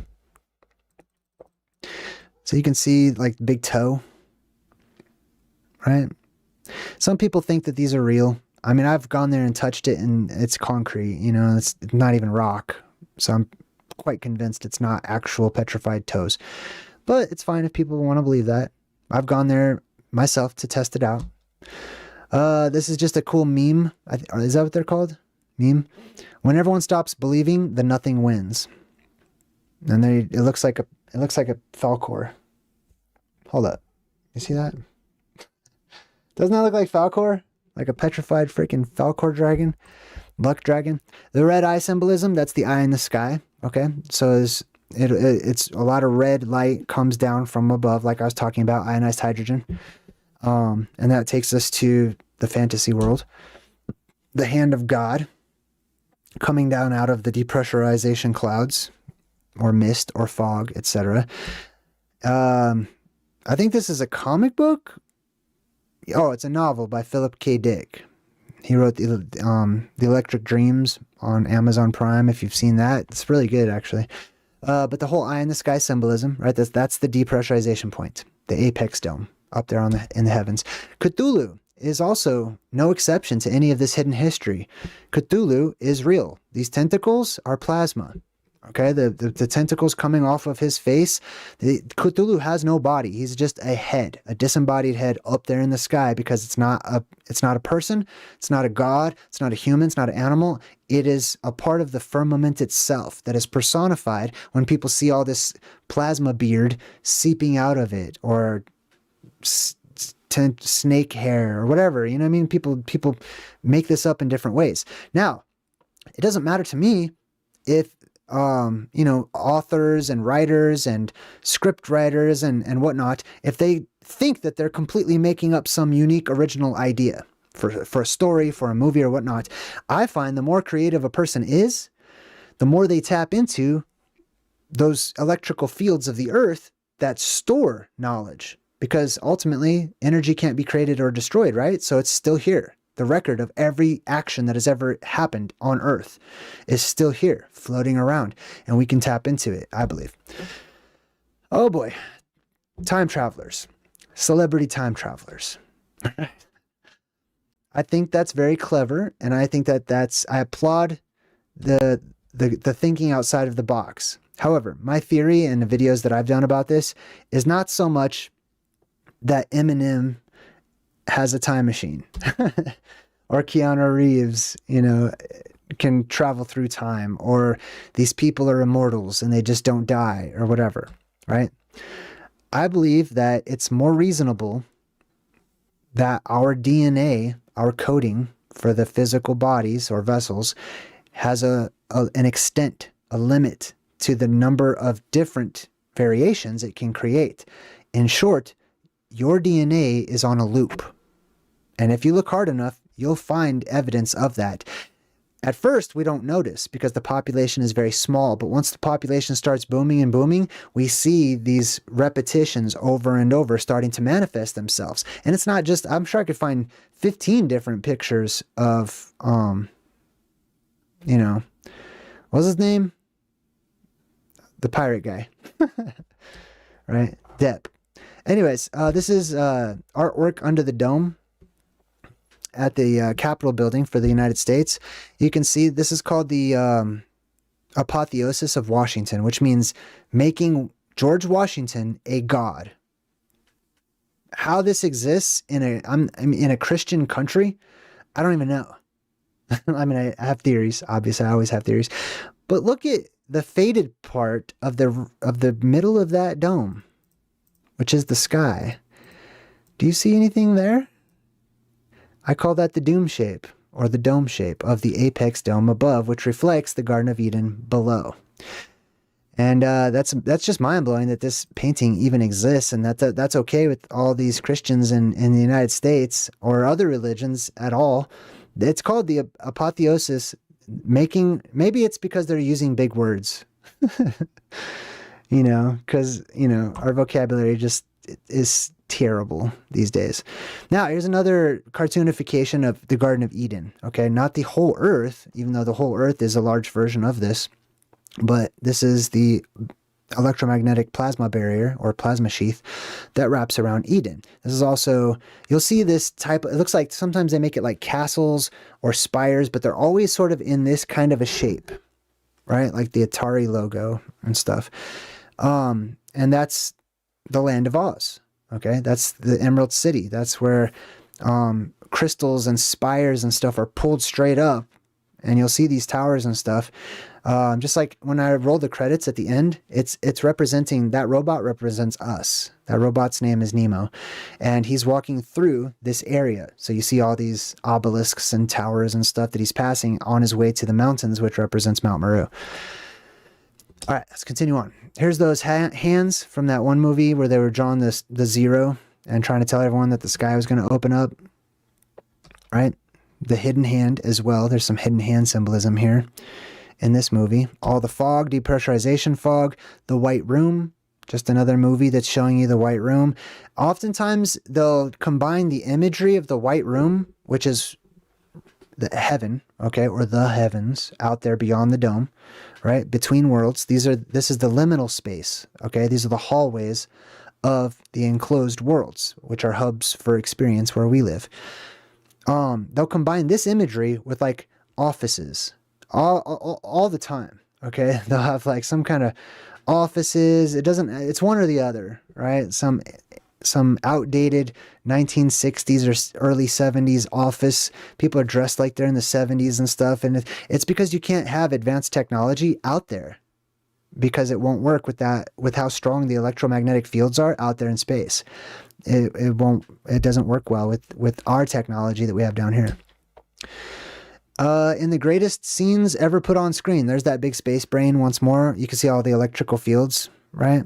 Going around the space brain. There's Leonardo DiCaprio, you know, whenever he was 100 years time traveler 200 years ago and a chick, I guess, right? It's DNA. It's DNA on a loop. Here are real samurai. This is not AI or anything. And they have so many interesting symbols that they're holding on to. This is the Triforce from The Legend of Zelda. The whole video game is based on truth. It's based on hidden history that we've forgotten about. We find these things entertaining because we've forgotten all about them. It seems new to us, and we're drawn to it for some way. Or, for some reason, we're drawn to these things. This is the Tet. This is the symbol for Eden at the center of the world. These people represent a tribe from the center of the world, one of 13 tribes that left that place. And then they also decorate their armor and stuff from the Fantazoids, exoskeletals, giant bugs and stuff. When they defeat one, not these guys in particular, but actual monster hunters, like I was talking about earlier. When they defeat these things, they'll sell the monster parts, just like they show in the movies and stuff, right? They'll take it apart and they'll go sell it. That's how a lot of people make their living. If you're a survivor of the apocalypse, a lot of people are going to become monster hunters just by nature. You know what I mean? And they'll sell the parts of it, the body parts, the exoskeletal as armor and all that kind of stuff. Satanic imagery, all this Illuminati stuff, hand signs and whatnot, all this stuff represents the things that I've been talking to you about, with the pillars of Hercules, the 2 pillars, the letter Vav, which is the tent peg, which is a beam of energy that connects the earth and the sky. All these different things are shown to us. And some people, they emulate this. Some people I think are told to do this. Some people, to me, honestly, seem so clueless. There's no way in hell that they understand the actual symbolism of what they're doing. They don't understand these things. They might be a part of some club that thinks that they're initiated and thinks that they're a part of some deeper learning or whatever. But I see past that. I mean, you guys can see what you want. If you think that they are just, full of the mysteries of the world and the secrets of the world and stuff, I don't see any evidence of it. I see evidence that there's something else at play in their lives, for the most part. Speaking of people who are clueless, hold on. Anyway, there's clearly there's other beings at work here, other powers at work. This is the Baphomet, the as above, so below. This is just a cartoonified image of different things, different truths, okay? And I'm not saying anything satanic is true or whatever. I'm just saying there's truth in everything. I don't believe in 100% lies. This is just extreme to us. We're not used to seeing these types of images, but this is alchemy. These are alchemical drawings, okay? In alchemy, it's like comparative mythology mixed with hieroglyphics or pictures, okay? This is a message, and there's all kinds of elements to this message, and it's sharing with you certain secrets of the world, which I've also been sharing with you. This is from the movie Batman. I think this is Batman versus Superman. I can't remember which one, but he's having a prophetic dream. And in this dream, you see this Greco-Roman building and stuff back here. The sky is actually torn apart in this dream. It's a very quick dream sequence, so you got to pay attention while it's happening. But he dreams he's in the future where Superman is evil and Superman takes over the world and he has his own army and there's these flying humanoid critters and stuff. But in this scene, there is like a volcano. There's these different volcanoes, and all the lava and all the light is shooting straight up to the sky in his dream. It doesn't come down or anything. It just keeps going up and up to the sky. And the sky itself is ripped open like a stadium or something. You know what I mean? This is just showing you the reality of the world that's to come and the world that once was as well. Same thing with the color spectrum, right? This post-apocalyptic red, orange hue.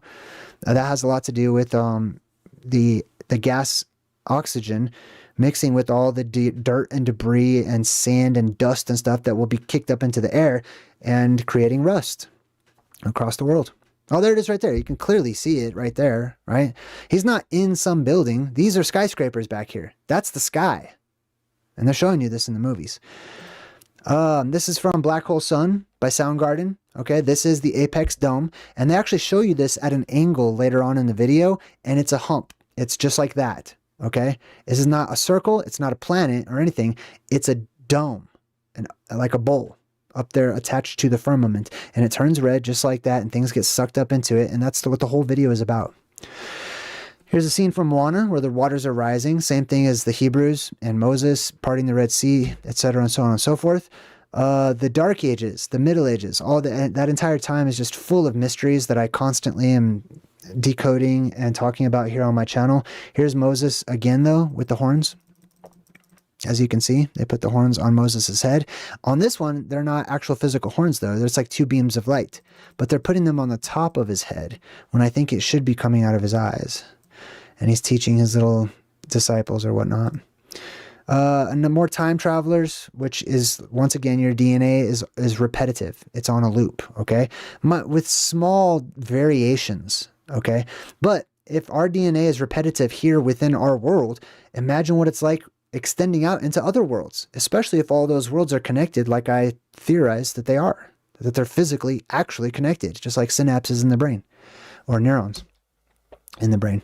Candyman, the symbolism, the red eye in the sky, the apex dome, it opens up, it leads you into the honeycomb of the Elysian fields, the heavens beyond. Heaven is not empty space, how the space between the surface and the dome is empty space, or seems to be, right?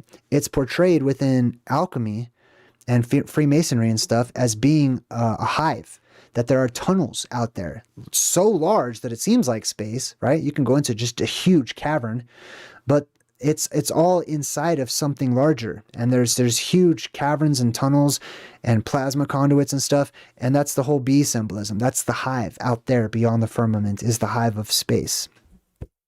And when this opens up, you know, that's when the bees can return to the hive or vice versa. And there's the hook, which is the Vav as well, Candyman. All right, what else we got? So I'll break down this symbolism real quick. So this is the compass and the square.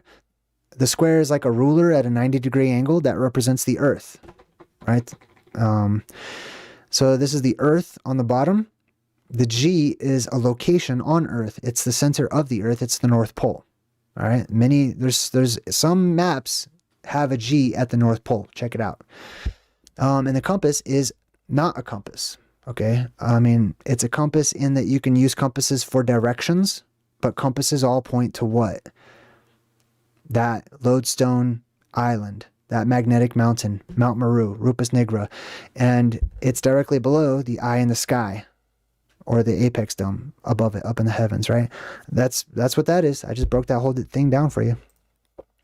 There's the white room symbolism, once again, with the spider webs or the plasma conduits out there in space, and Coraline. These are bugs. This is not seafood. This is not a delicacy. If you're a bug eater, that's fine. I have nothing against you personally. I just think it's disgusting. Okay? I think your diet makes me sick to my stomach. It's disgusting. These are spiders in the water. They're water spiders. Okay? You want to eat those? That's fine. That's up to you. Okay? I'm probably going to not eat with you at the table. Doesn't mean I think you're evil or condemn you or anything. I'm just reminding you guys. And the water's green too. That's a huge... Listen, green water's toxic water, okay? It's full of bacteria. It's disgusting. And the whole oceans are turning green right now. And they're soon to turn red afterwards. It's called red tide. But yeah, just as a reminder, a lot of things that survived the apocalypse are ocean critters. They stayed down there. There's no humans to hunt them to extinction, no monster hunters or anything. I mean, we did have ocean monster hunters. They went out and they killed a lot of the great big ones. But the smaller ones survived, and, you know, they live in mass down there at the bottom. These are all bottom feeders. That's why they're down there walking around looking for poop. Have fun with jaundice. Anyways, here's some more DNA on a loop. Okay, this is not Photoshop. This is a real old picture. These are the guys today. These are totally different people, but their DNA is on a loop. These are some ancient monster hunters, aka samurai. Okay, all these knights and stuff, all these great warriors of medieval times, I don't believe that they were to be used in armies or anything. May have come to that eventually, but I doubt it. Okay, I very much doubt that. I think that these originally were monster hunters that had fame, and people knew that they were famous, they were revered, they were respected for keeping the community safe from actual Fantazoids or otherworldly monsters. And then as the Fantazoids started disappearing and dying off and stuff, then we forgot their purpose. And then they were just sort of on display, and they sort of just represented the royal houses or whatever. Because royalty will go around finding survivors, and they'll pay them to be monster hunters for the capital, or for, you know, the castle, or whatever it may be. But when you lose your purpose, then they'll just start fighting one another for entertainment. That's it, pretty much it. Batman versus Superman. Superman loses his power when he goes to the place that has green. That's the green lights, right? That's Oz, basically, right? That's because everyone in Oz is like Superman. So it's like he's not super strong because everyone there is super strong. That's the whole symbolism behind that. Plus there's symbolism of like the people, survivors in the future, which is Superman. You'll be like Superman one day if you survive, versus the people today who are very weak and depend upon technology to make them strong. And they have to build exoskeletons and stuff, right? Even though they have strong bodies, because of the density, the atmosphere has completely changed and made them weak. Also, the lack of energy has made them stupid and other things too. It probably has artificial intelligence all up in that suit. Meanwhile, Superman's using like all of his mind. These are the albino alien type people, the Uncle Fester looking gods or whatever, the humanoids that drop down from the sky, the white devils. Under a different light source, like if they're near that blue beam, they're not going to look white, okay? They will look blue or green, depending on the light source, like I said, okay? So this is from the movie Dark City. That's the Dharma wheel. This is the wheel in the sky that keeps on turning, etc. DIA. They have underground tunnels in DIA. They connect to so many places around the world. All of your world's elite are building underground tunnels, okay? I'm not here to prove it or anything. I'm just letting you know. They're building bunkers. I have had prophetic dreams of this. I've seen it actually in my dreams. And I was seen in my dream by somebody out there. I don't know who it was. It was definitely somebody who's in those families. In my dream, they saw that I saw them. And they sent people. It was interesting. That was a weird dream. I mean, it was not weird. It was prophetic. It was very real. But they're building underground bunkers, okay? And these are posters that they used to have in DIA. After a while, they stripped these down, and now DIA looks like a hospital. It's crazy.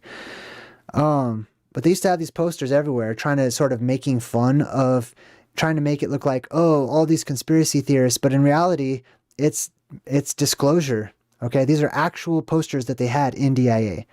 I took a picture of my son. He was standing down here. He was like, he was getting shot by the laser. But yeah, I've seen these with my own eyes. Are we creating the world's greatest airport or preparing for the end of the world? Number two, I choose B. You're preparing for the end of the world, I guarantee you. All right? Lizard people. What are we doing? Are we remodeling the lizard people's lair? Yes, except for they're not lizard people. There's giant lizards that do live down inside the earth or whatever. But you see the green humanoid hand and stuff like that, right? Lizards can be green. There's green people, etc. Construction or cover-up? Cover-up.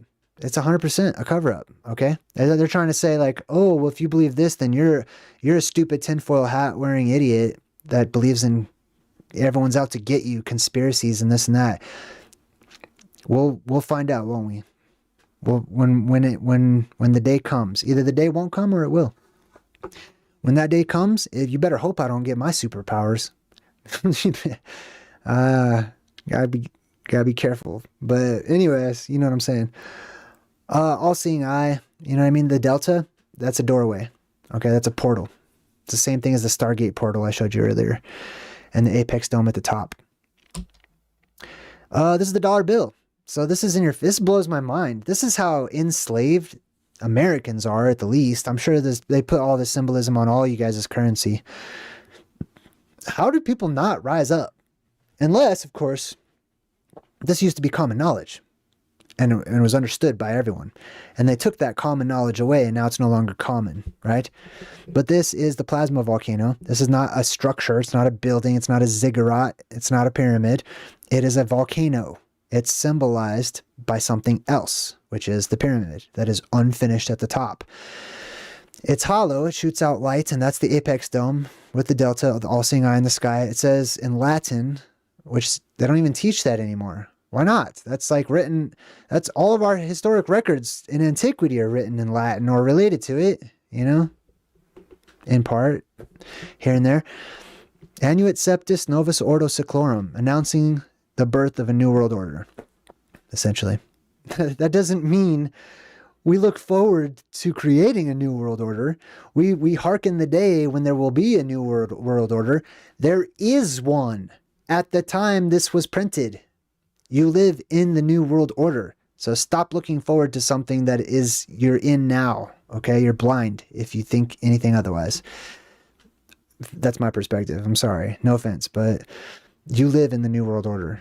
All right, the next new world order is going to be disorder. It's going to be all this stuff, all this structure is torn apart.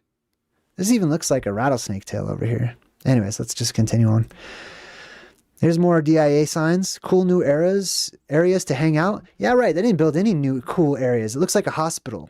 You know how like just white walls everywhere, cold, like ceramic look to it? That's what the new DIA looks like. It's garbage.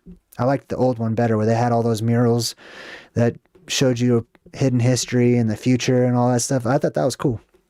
I hate the new DIA. I'm sure they're going to remove all the other cool stuff too. Area 52. Yeah, it is Area 52. What are we creating? Oh my God, are you this? Are you a stupid cat with a... I hate all this stuff. You know what I mean? It's not them insulting us because they honor us. The ones that know, they're insulting the people that don't believe in the conspiracies, okay? Because they're trying to paint this image in their minds. They're controlling your minds, your reality, your perceptions, not me. They're not making fun of me whatsoever. Okay, I can't be made fun of. I'm on the side of truth.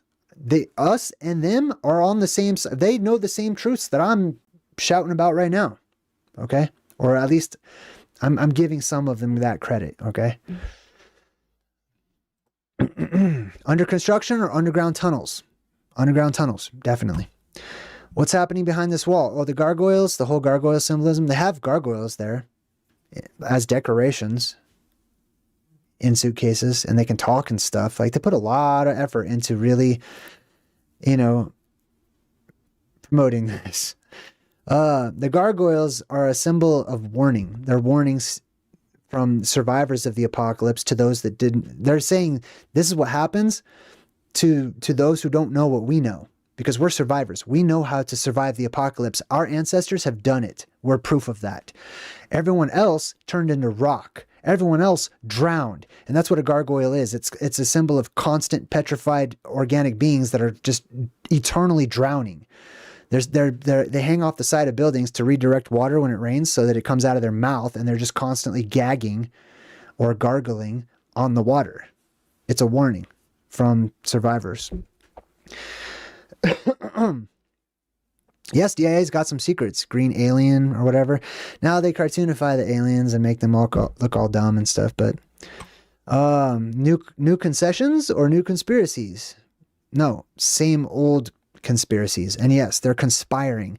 They're making plans without you being privy to them. They're keeping secrets amongst themselves. And some of those secrets are not even secret. It's just that people are dumb. And they can't see the obvious that's right in front of them. You know what I mean? Like, and this whole red string thing, these are synapses connecting different things in the brain and stuff like that too. But yeah, they're just dumb. I mean, that's why I'm fine preaching all the stuff that I tell about on my channel all the time, because I don't believe most people are going to believe it. I think most people, no offense to everybody in the chat or whoever's watching in the future people, I think most people, they're going to be amused. They're going to be like, wow, I like listening to this guy, you know, for whatever reason. It's not like this is serious to people. I'm dead serious. I'm amused by it as well, because I like to have fun. I think the truth is extremely fun. I think, you know what I mean? I don't know. I'm just going off on a tangent. Here's one of those gargoyles in the suitcases. Here's another one. I interviewed that one. I've got a video out there somewhere of me interviewing that dude. A lot of these old world style buildings with the domes, right? This is what it looks like underneath. They show you plasma wrapping around the apex dome and all these angels and all this stuff. Simpsons, right? Clearly there's the dome episode where they put the glass dome over the world. That's the corner of the Kaaba stone, or that's the Kaaba stone at the corner of Mecca, that Mecca cube. Stephen King's Under the Dome, great series. It has all the stuff I've been talking with you about throughout this entire presentation. Stephen King's tapped into some stuff, right? I don't know if he knows it or not, but he is. This is the classic killing of the dragon, St. George. Is that what it is? I forgot his name. But St.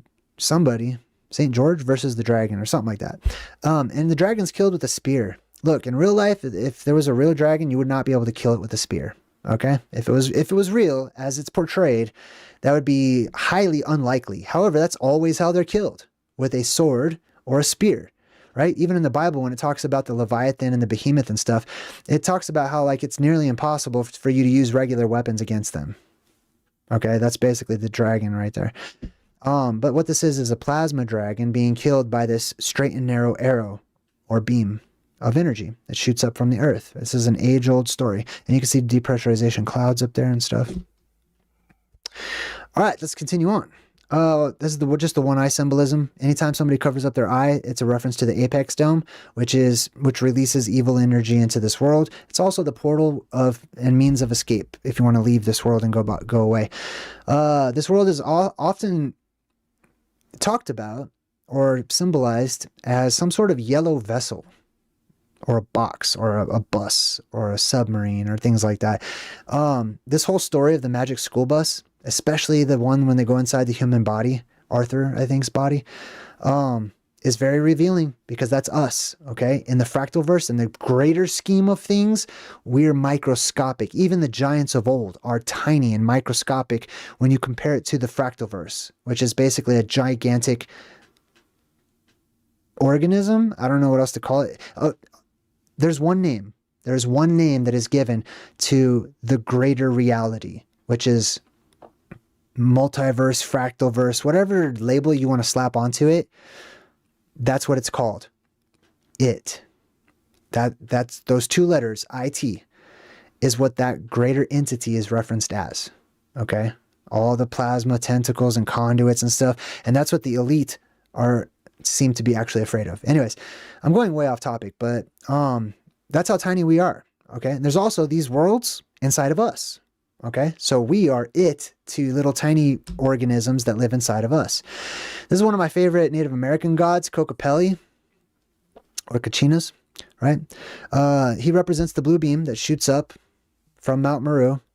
It can curve either way or whatever and stuff like that. He's got the head, which is the depressurization point, and it leaks out plasma and stuff. His name, I'll give you the meaning of his name. It's Koka or Kaka or Kaka. Okay, in the ancient language, anytime you hear that hard guttural 2 times in a row, that's the 88. That's how they pronounce that. It's the Pillars of Hercules. And then Pali is the location of the pole, is basically what that translates into. Okay, so it's the place of the pole that is in between the two boundaries or the two markers, which is an anode and cathode beams that shoot up from these islands on either side of paradise, which has that central beam that comes up out of Mount Meru. So his name is a location. It means paradise, basically. It means the Garden of Eden, the center place. So when they find Kokopelli, they'll find home. Another time traveler, DNA on a loop. This is from Ant-Man. This is a tardigrade that is the world's smallest animal, microscopic. However, the truth in the movie shows you that which was once considered tiny and microscopic will grow to gigantic sizes in the future. They always flip-flop. I just like this picture of the Earth because it's got a big fat dome over it. This is from an old movie from yesteryear, a black and white movie where they had these aliens these people were dressed up as stars, and they have this little doom shape right in their tummies. This is also the bad guy called Starro in the DC universe. And Starro is an all-seeing eye in the sky. It's the O star, or the circle star, or the zero star, or the 0 point, or the Zoroaster from Zoroastrian, right? This is Taco Bell with the reptilian eyeball. It's pretty obvious, right? A clearly evil eyeball at Taco Bell.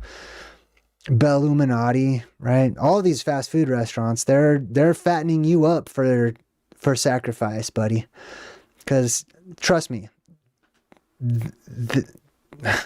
there are otherworldly creatures that are going to come into this world on the surface and eat people. Okay? It's a great harvest. It's called that in the Bible too. There will be a harvest. There are people that are just looked at like they're cows, hamburgers, walking around, and they're fattening you up for it. Time traveler, mist monsters, right? Gigantism, mist monsters, giant bugs. This whole movie's just nothing about bugs, and they're very obvious about it, that there's giant bugs in space out there beyond the dome. Fantazoids. This one eats brains, right? So it wants brains. Zombies want brains. These alien bugs want brains. Lots of alien creatures want brains and stuff. It's not that they eat the brain, okay? Maybe, I don't know. Could be a delicacy or something, I guess. But it's that they want the information. This is a data harvest, okay? That's the reason things get sucked out of this world, because those things that get sucked out of this world are made of coding, information that will be transferred from this hub, this world, through the plasma conduits, the wires of the space brain, or however you want to see it, to other hubs to be processed. Okay, this is all a huge thought process, and you are the homunculus, angel and devil on the shoulders of some other being. What you do is helping in the greater picture of things, no matter what you do. Anyway, Cappadocia is full of these ancient rock houses that look a lot like Smurf houses, like mushrooms, basically, that have been hollowed out and people lived in them. This is from the movie Fantastic Voyage, where they shrank down and went into the inner space of a human body. Just like Jesus says, the kingdom of heaven is within, right? You have an entire heavens inside your body with microscopic creatures that think that that's just reality. And they're unaware that I'm live streaming. This is a really awesome place full of petrified organisms, in my opinion. This is called Fontainebleau in France, en français. It means blue fountain. This is one of those places of power where the blue beams shot up out of the earth, and that's why it's called Fountain or Blue Fountain. And I actually live in a city called Fountain. This one happens to look like a giant alien head. Here's, Rockefellers and whatnot. They wear the top hats because a long time ago, the alien people had big heads. They had long heads. So they just keep this as being symbolic, right? And they probably also wore gloves and stuff and had collars that were popped and stuff because they wanted to keep the sunlight off of them because they were photophobic. Not these guys in particular, although you'll notice that they have certain features in common, right? Moses, once again, with the horns. This is what the firmament looks like, okay? So that's the firmament. That's the apex dome right there in the middle, facing down, the big eye in the sky. This is the ancient letter Vav. So when you see the 6, and everyone's all afraid of the number 6 and stuff, okay, this is what it is. It was actually drawn like the letter Y a long time ago because it's a beam that splits at the top and it connects the earth to the heavens. It's the tent peg of the earth. And it's called Vav. Or, there's different ways to pronounce it. It's also the same thing as the flux capacitor, right? What makes time travel possible. We talked about that. Shield your eyes from the light. This is actually a tip, an apocalyptic tip from the movie. Be careful. There's going to be a lot of cosmic lights or colors out of space during the apocalypse. And if you stare at those lights, you're likely to go blind. So they might be pretty, they might be beautiful, but it's a beautiful disaster. So don't stare at it. This is also from Fontainebleau. Looks like severed heads of giants to me. And also you can see they almost have like a reptilian scaly look to them too. This is what looks to me like a severed foot just standing up out of the islands out here in, I think this is in Thailand. Another reference to space brains on Futurama. More time traveling, DNA on a loop. This is Ghostbusters. When they open the containment unit that holds all the ghosts, that is the North Pole. Okay? That's the electromagnetic field that is holding in all of the gases of the inner Earth. When the electromagnetic field or the containment unit of our world is opened up, the red lights will turn on in this world. All the ghosts will be released, and it will be every kind of apocalypse you've ever heard about or envisioned or can conceive of, including a ghost apocalypse. They leak this information through Star Wars and stuff too. There's a petrified Jedi, a Titanic petrified Jedi that is now a part of the landscape, as you can see there. I have this book actually right here on my little bookshelf. I got this book from Focus on the Family. They have this sweet underground kids play area that I used to take my son to. But yeah, giants exist. Giants are real. This is from The Mist, right? The Mist monsters, these tentacles, a lot of the tentacle stuff, like, dude, things with tentacles live in the ocean, okay? There's not going to be a lot of actual tentacle physical monsters that are on the land. I'm not saying it's impossible. I'm just saying it's more likely that that's symbolic of plasma tentacles, okay? But I'm not dismissing the idea and the possibility. There will be otherworldly monsters. I have no idea what exactly they look like. I just have feelings, okay? So I've been putting together, oh, that's that bug. That's the brain bug. He's sucking that dude's brain right out. Yeah, look at that. Yummy. Here's more zombies eating your brain, right? So the humans that come back to life, and they're plasma possessed. They're possessed by this heavenly cosmic electricity. And that's what it wants. Like I said, it wants the information. It's not that they want to eat your brains. It's that they want you to stare at that light, to be possessed by the light so that they can download your memories and suck your memories out of your head. It's all this eating brains stuff is it's just carnal. It's base. It's more physical. It's more, you know what I mean? It has more to do with the information, which is way more important than your actual physical brain tissue or whatever. Gigantic insects. So like I said, if you want to stay here in the Southlands, this is the kind of stuff you're going to have to deal with, all right? Not that you can't, but just movie knowledge is probably going to come in handy for a lot of you guys. People getting sucked up in the depressurization. This is a computer-generated version of a creature that lives inside your body, in your brain, actually. And it looks like Atlas walking around with a world on his shoulders, doesn't it? It carries information from one place to another. This is one of the things I was referencing when I was talking about the kingdom of heaven inside of you. Cosmos, entire worlds in your body. Breath of the Wild. So they just symbolize the plasma, and sometimes they combine symbolism. So they combine the robots being sentient, ancient technology left over from before the apocalypse, which is today, right, will be left over. People will find it. Some of it will come back to life on its own. Some people will know how to use it. Some people won't. People will look for these relics. They'll go on to these relic hunts and stuff. The world will be a beautiful, fantastic place. The elven race will come back. You know, people will live a lot longer. Therefore, their noses and ears will continue to grow. More stages of puberty will kick in. The plasma hands will descend from the sky, just as seen in here in Smash Brothers, Super Smash Brothers, whatever. You know, Titanic or Titans growing to gigantic sizes. Stranger Things, everything that they're showing you will happen. Our world will meet the upside down. Our world will become the upside down. Okay? Not all of it is evil and bad, though. It's just there's different aspects, you know what I mean? There's different parts to the world. This is from Godzilla, where the monster, the dragon, the Hydra, etc., is trapped behind the ice.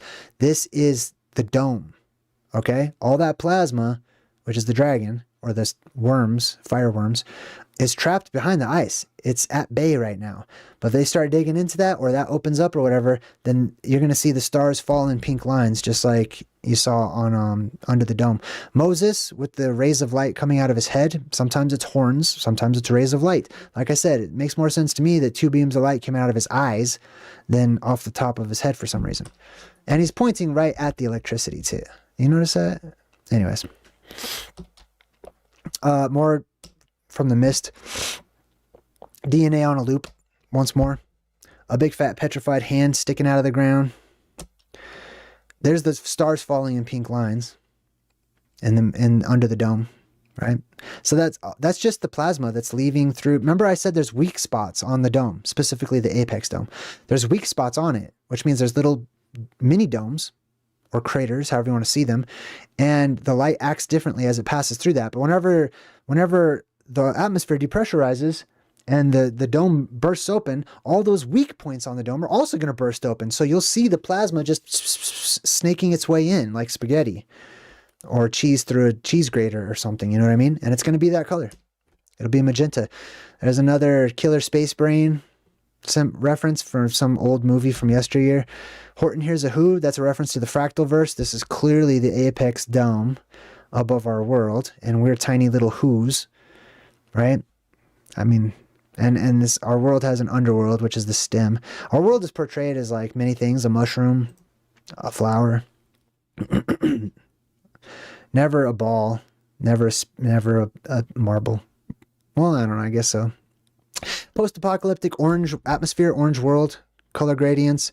Looks like there's light or plasma or fire or something coming off of Moses' head here. These are his karins or karins or corns or horns that come out of his head. That's where our word corn comes from, actually. So when you eat corn, you're eating a horn. It's just that, like I said, it's that guttural sound. So there was two different, there was a breathing sound like our common letter H, ha, today, where it was more breath. And then there was more of a guttural, ha, which is like a K sound and a CH and all that stuff that it's turned into. But karin, korin, koran. More time-traveling DNA stuff, more symbolism. The more you understand, if you watch my channel enough, you'll start understanding all this symbolism. It'll make sense to you. It'll no longer be scary. Okay, you'll be in with the knowledge. You'll be like, yep, I know what that means. I totally get it. This is the symbol for Dynacore. These are the people that made the robots come to life in Terminator. I don't know if this is exact. I mean, this is obviously is not from the movie. I don't know where I pulled this from, but that's their symbol. What was it called? Dynacore or something? Dynatech? Something like that. But that's the all-seeing eye in the middle. This is also the same shape that you see at the top of that dome where the apotheosis of Washington. It's the same exact, without the dalet or the triangle. All-seeing eye. It's two things in one. Okay, one, if it's an unfinished pyramid, it is the plasma volcano. If it's just a delta or a triangle, that's the ancient glyph or picture that meant door. Okay, that's the when you open the door to your tent, it makes a triangle. Okay, so that's why they have it like that. But it's the doorway that is the all-seeing eye that has light, radiation, illumination coming out of it. It's combined with the hand image because it looks like there's a hand coming out or out of this eye, the plasma hand. Same thing we've discussed before. What is this from? Gravity Falls or something? I bought my son this book. This is from a book that I saw in Walmart, actually. It's very interesting. It's like Illuminati for kids. It's very interesting. You know, I teach my son the same things I teach you guys, okay? So I want him to be able to see this even when he's watching cartoons and stuff and to understand what's really being said. Obey, right? That's like a product or whatever. Everyone wants you to obey. Obey the rulers and stuff. This is from an organization that leaks information from around the world or whatever. I forgot what they're called, but they're just headless, which is the beam. I don't know what that's from. More Illuminati symbolism. Oh, there's two different Illuminatis too. Okay. There's the Illuminatis, which means those people that have knowledge, because knowledge is personified as light, or it's symbolized as light. All right. There's people that have the knowledge and they use that knowledge selfishly. That's the Illuminati that you're used to hearing about. It's the one that you're used to seeing. It's the one that is hiding in plain sight. They're in the public eye all over the place. All right. They hold meetings and stuff, invite you to come to their congregations or whatever. That's one side of the Illuminati. The other side of the Illuminati don't have a membership. They don't gather together. They're like seeds spread to the wind. These people have knowledge that's ancient that they don't understand why. They don't even know that they're Illuminati half the time, okay? But they don't go around forcing the knowledge upon you. They'll never knock on your door. They'll never try to tell you the good news about whatever they think it is. They'll never try to sway your opinion. They'll never say, as a matter of fact, this is how it is or whatever. They're guides. They're lights in the world. Okay? They're not out, they have no agenda except to be light. It just comes natural to them. Anyways, just thought I would throw that out there. That's also the whole all-seeing eye with the Dalet and stuff like that. Same thing. However, that one has a sword in the middle of it. That represents Mount Meru with the sword, the beam that's retracted because it's facing down instead of up. More eye symbolism. The Star of David. David is the Dalet, right? Or I'm sorry. There's a Dalet at the top of the world, and there's a Dalet at the bottom. There's an entrance into the earth, and there's an entrance into the heavens. Connecting them is the tent peg, or the Vav. That spells David's name. David is the plasma man, or, squatter man, etc. New World Order, Illuminati, we've talked about all this kind of stuff, all this symbolism. The owl. The owl's face is just created by the beam that shoots up. As you can see, the eyebrows also make the phoenix feathers, the thunderbird, the bird of creation, the cosmic bird, right? It's not actual owls. They don't really care about the bird owl at all. Okay, it's just symbolic.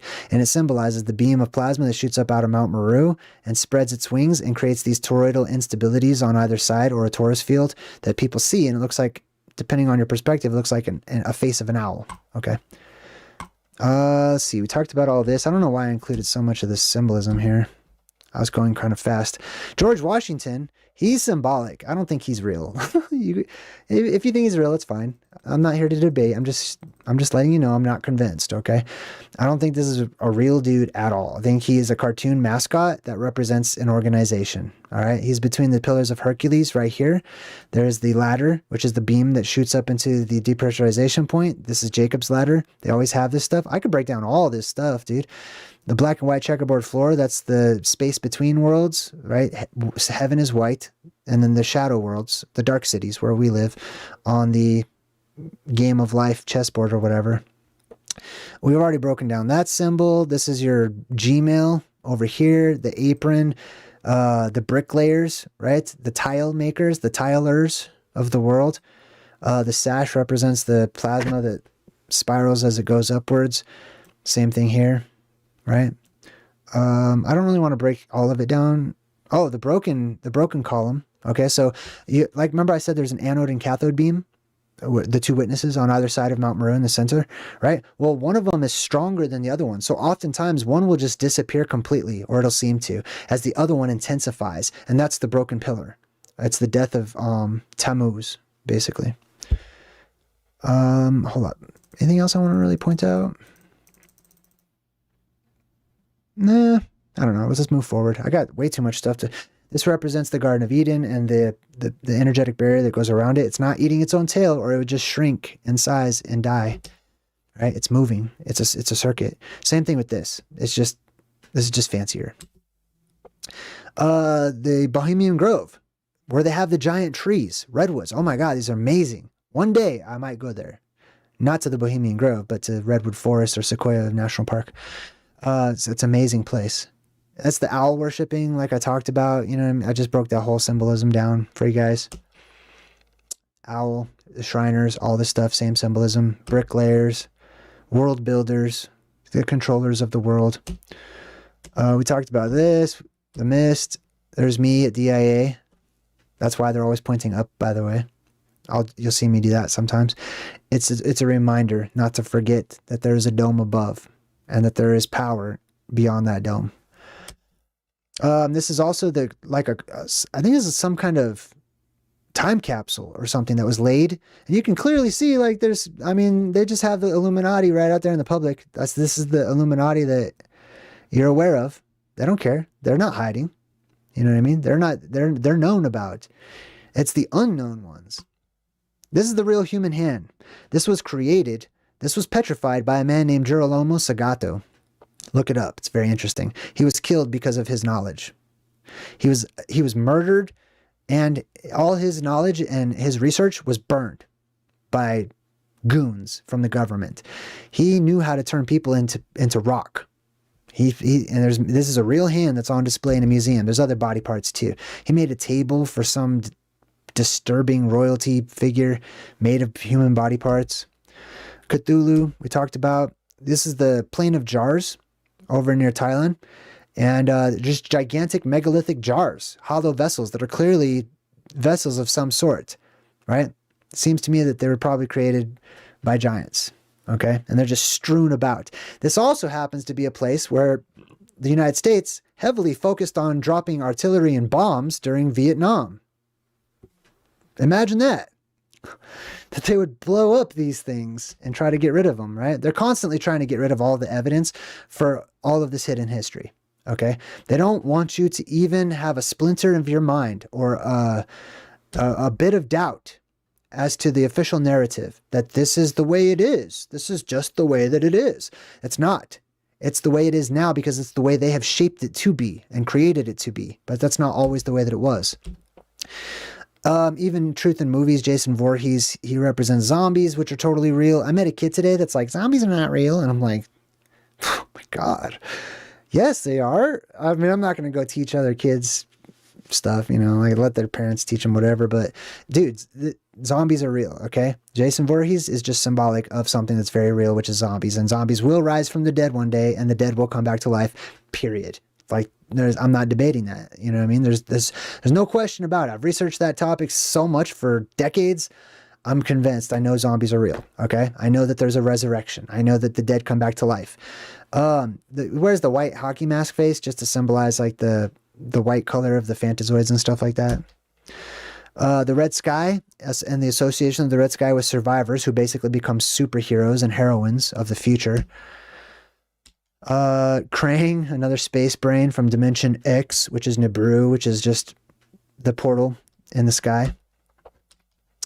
More Cthulhu stuff. This is actually from King Kong or whatever, but it's the same type of stuff. This is electricity in all the different forms that it can take in the world today based on the conditions that we have in this world today. Right now, most people only are aware of lightning. That's it. They're not aware of upward super bolts. They're not aware of blue jets. They're not aware of gigantic sprites and tendrils that come down like, or there it is, like my jelly, right?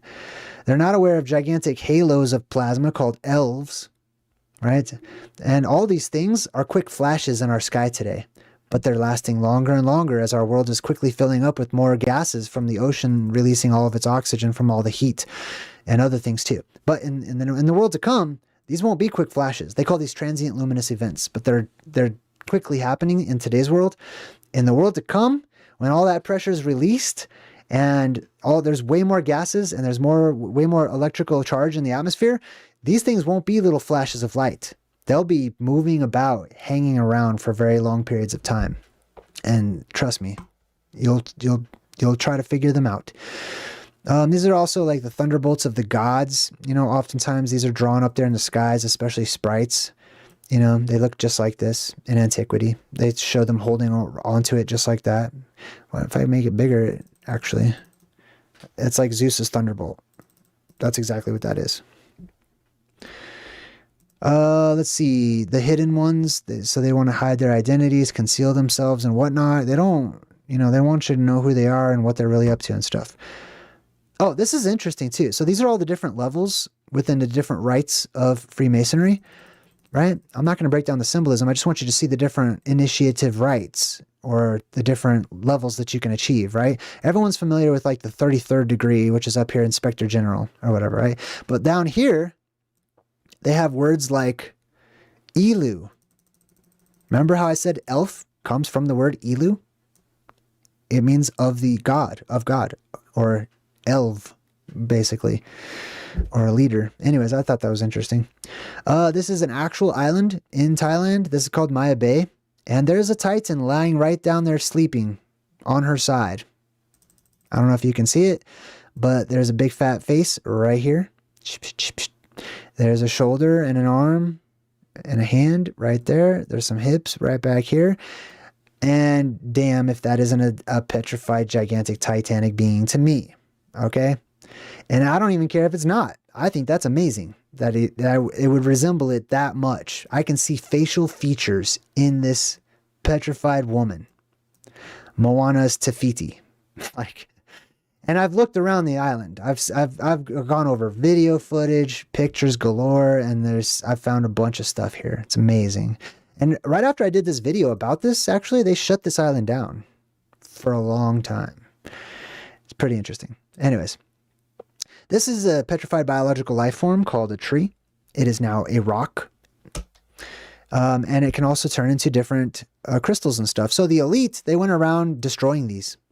They collected all the precious stones that this petrified life form had turned into, cut it up, destroyed it, sold these, trying to make more money and alter your current or your currency, right?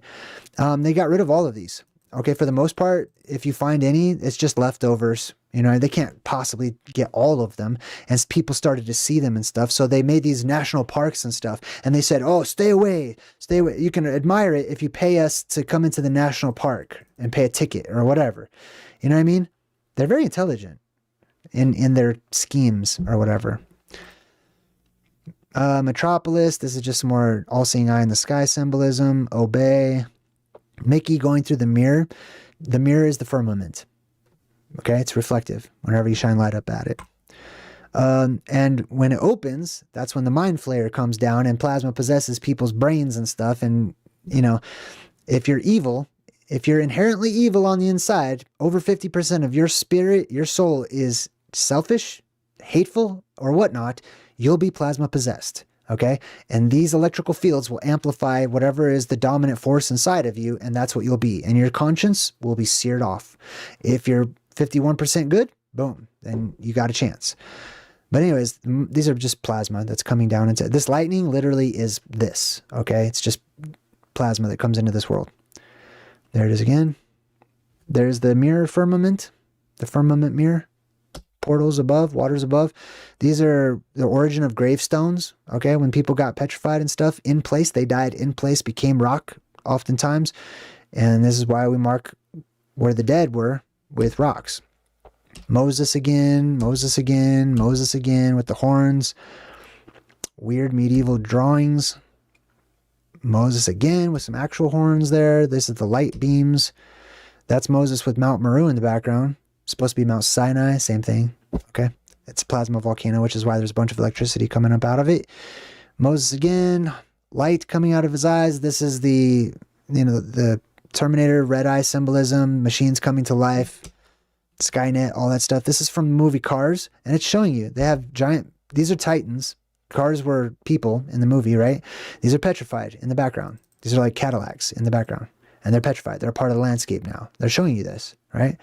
This is another part of a car, which is like the muffler or something like that, which would be akin to an organ of a Titan or a giant or something. And now it's rock. Or a mushroom. It could also be like a mushroom rock or whatever. Speaking of mushroom rocks, boom. There's all kinds, like I said, the mushroom kingdom. All right, the stuff. Look at that one.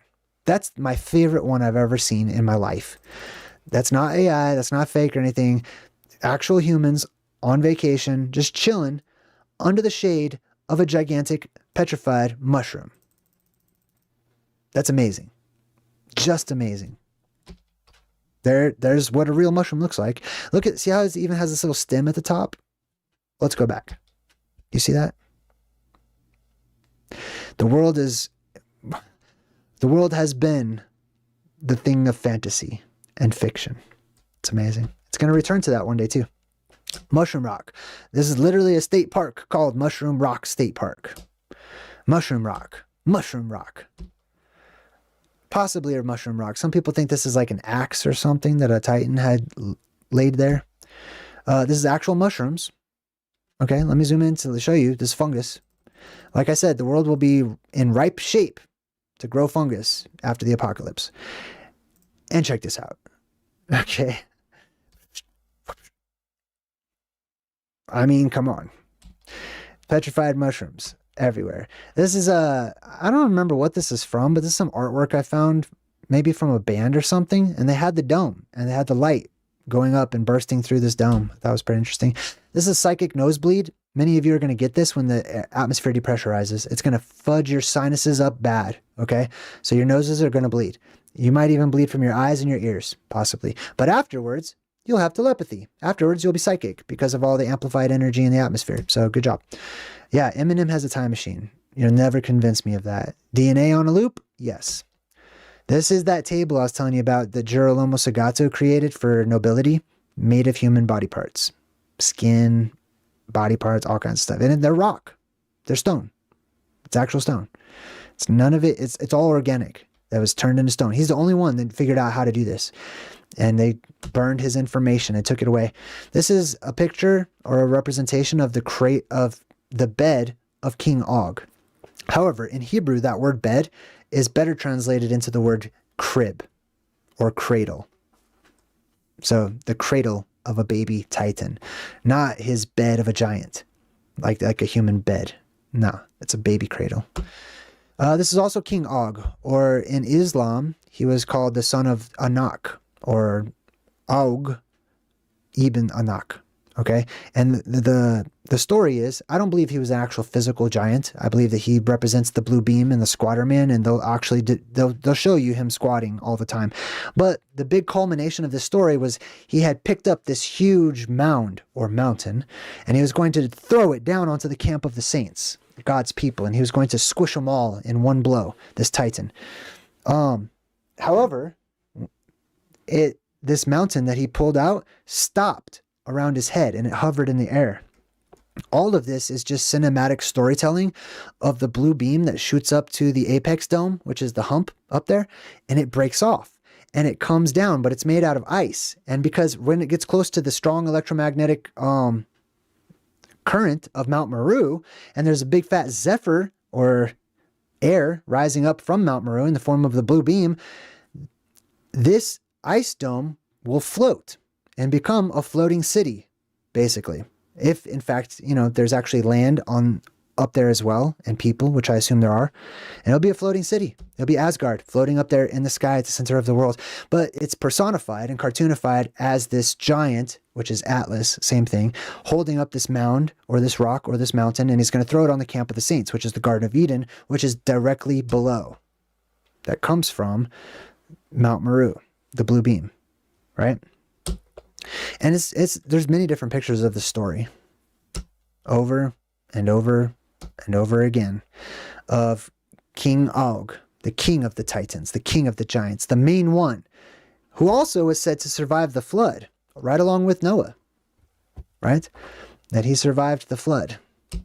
But you see him, they'll portray him as squatting down all the time, right? Because his legs bowed out. His legs were that plasma sheath that surrounds the Garden of Eden, like I was talking about. This is how it seems from afar. Anyways, there he is multiple different times, okay? He allegedly went to war. He was killed by Noah. He survived the flood on the back of a unicorn, according to Jewish mysticism. And not Noah.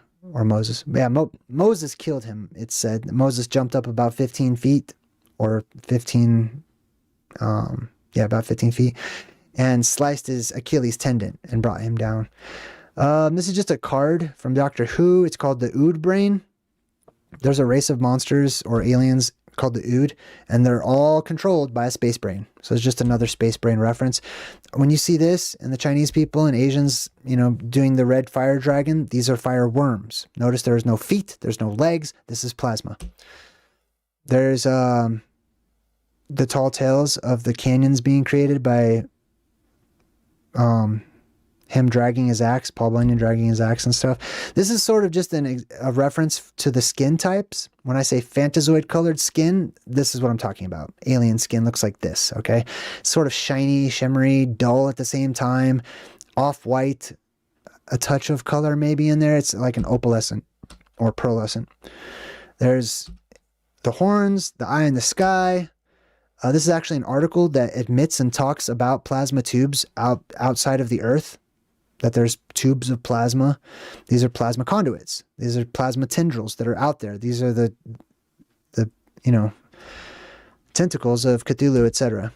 There's the Ood, right? The Ood, it's all symbolic. They're little Cthulhus, basically. And they're all connected. Once the sky opens up, their eyes will turn red. Okay? This is all symbolic of real events that happen, okay? There's probably not an actual creature that looks like that, I hope. But it's all very much symbolic of the plasma, the servants of Cthulhu, etc., the space brain. it's all connected. Purple dawn, we talked about the purple dawn in the beginning, which is why royalty wears and is associated with the color purple, because they have been here from the beginning, or their ancestors have at the very least, right? So that's why they're obsessed with that color.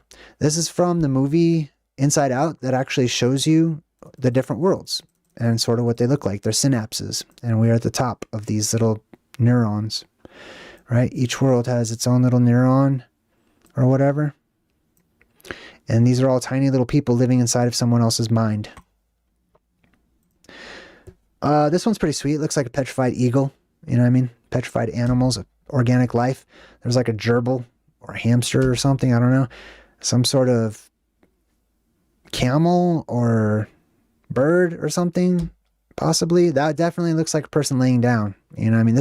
Some are more convincing than others, and coincidental to say the least, I'd say. The rocks floating thing, that's the depressurization of the atmosphere. DNA on a loop. This is what samurais look like, because this is their armor. That's a bug. Okay? That's a samurai. Same thing. I mean, it's a cartoon samurai. It's from Mortal Kombat. Shao Kahn. What else? Purple Dawn. Azazel symbolism. I don't really want to get into that right now. I don't know why I put that in there. The petrified foot. I mean, that's a damn foot to me. Looks like a big old petrified foot. Here's another one. That's the one I visited. Some of these are getting repetitive. That looks like a petrified hand for sure. In the rock. I see it. Yeah, handprint, right? In the rock. You see that? Titans, right? Coming up out of the well, especially. Sometimes they're representative of physical humanoid beings, giants. Sometimes they're personified as humans, but they're actually beams of energy that come up out of the earth, or the wells of the earth, right? And you see how tiny the humans are. There's another one. There's the human. There's the giants. The giants, on average, when humans reach their maximum size during an atmosphere that allows for that, remember, things weigh less, okay? So I don't want to hear any of that crap from naysayers that are like, oh, if they were that big, their body would collapse on itself. It'd be too heavy and this and that. Not in a world where everything is lighter. All right? So stop. Yeah, they're said to be about 3 times taller than our tallest people are right now. So about, 20... And there's going to be anomalies too. People that grow 30 feet tall or whatever. What does that look like? A crater in the earth, right? Can you guess where? I have no idea where. But it's not one of those craters from impact, from space, from rocks and stuff. Like they say this is. This other one is from electricity hitting it. Which is why I put this image right next. I've been here. I did a video from here. And first of all, this thing is square. Okay. If you look at it, this thing is not circular. There's no debris anywhere at all. Okay. It's just been evaporated. And there's actually tunnels in there too. I don't know if you guys knew that, but if you go down in there, you can see that they dug tunnels down into the crater. It's an interesting place, but that's from electricity. That's electrical scarring from the thunderbolts of the gods zapping the crap out of the earth. That's just a beautiful picture I like. Here's a reference to the getting sucked up into the sky, depressurization event, the blue beam, the arrival of otherworldly entities, all the people during the rapture. Yeah, to forever be with their Lord in the sky. Have fun. I'm trying to not get sucked up unless I'm in a spaceship or a jumpsuit. You know what I mean? Like 21 Pilot style. This is the Smurf village over in Cappadocia, right? Little tiny people living inside of gigantic petrified mushrooms or whatever. I mean, they might not be mushrooms. They might be more like fulgurites, or the earth that has been pulled up from electrical discharge, but they look like mushrooms, and they look like mushroom homes in Cappadocia, especially that one. Check that one out. Little windows and everything. This is one of my favorite petrified titans I've ever found, or giants. This one's in Hawaii, and you can find it too if you look close enough. It's everywhere. This is in the valley where they filmed Jurassic Park. I kid you not. And this looks like a woman with her little arms. She's like crouched up in the fetal position and petrified on the side of a hill. And I've got videos that show from different angles and stuff. It's pretty cool. This little snow globe is our world. This is what happens to our world whenever the sky explodes and depressurizes. It creates a worldwide storm or tempest. This is gravity in our world and how it works. Okay, so if this is space right there in the middle, out there and beyond is heaven. Okay, but things can float up there in the middle because it's just it's super buoyant. All the pressure goes to the outsides or the surface where we are. Skull and bones. These are all people. Most of these people probably have no idea what the truth even is, but they're a part of these fraternities, secret societies and stuff. Even they're being used by the people who really know. Oh, Spider-Man, when he's got his spider sense, it's a sixth sense that he gets. It's electromagnetic, which is why his hair sticks up on his arm. Jim Donovan, hey, what's up? I thought the chat was kind of quiet today. I wasn't sure if everyone was still watching. Thanks for reminding me. Dang, Jim Donovan just donated $80. So I just humbly want to say thank you very much, Jim. I appreciate it. Definitely going to put that to good use with some bills coming up. I don't know. Maybe I'll do something fun with my son. I know you guys like me to have fun with the money you send to me. I often do use it for bills and stuff, though, just so you know. But I often take my son out and go to the arcade or whatever. We actually had a staycation the other day, thanks to everybody. I don't want to get off track, but thank you, Jim Donovan. Starro, same concept, okay? The Star O, the zero star, the Zoroastrian. This is just a gigantic statue, little insect humans crawling all over it. This is the biggest statue in the world, by the way. I think it's in India, somewhere near India or in India. The Statue of Unity, I think it's called. Massive. This is its foot. All the symbolism in Stephen King, like we've talked about. The beehive on the other side of the apex dome, or the all-seeing eye. The bee's trying to get back in there. The queen bee is the energy that surrounds this world. That's immediately on the other side. That's Jason's mother. Jason Voorhees' mother too. It's plasma possesses people. Oh, this is the junkyard world symbolism. So all that debris is going to fall back down. That doesn't make it out and get sucked out. It's going to fall back down in huge piles. So in this classic Superman scene, you see this is Superman in the old world before the apocalypse. Over there, that's us right now. This is us after the apocalypse. And some of us even plasma possessed and, you know, like I said, right? But you get superpowers. But you'll see, look for the junkyard symbolism in the movies. You'll find it all over the place. Huge piles of trash, piles of junk. It's symbolic of all that debris falling back down into our world after the atmosphere depressurizes. And people sift through that and it becomes steampunk era all over again. This is the total unfinished pyramid at some world conference they were having. Emerald tablets. I think these are cool. This is written in Phoenician.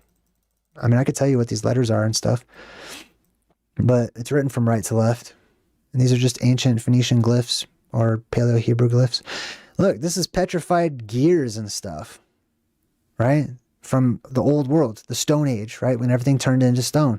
A lot of this technology and stuff, it mixed in with mud and stuff. And when it got petrified, it was locked into rocks and stuff. That's why we find a lot of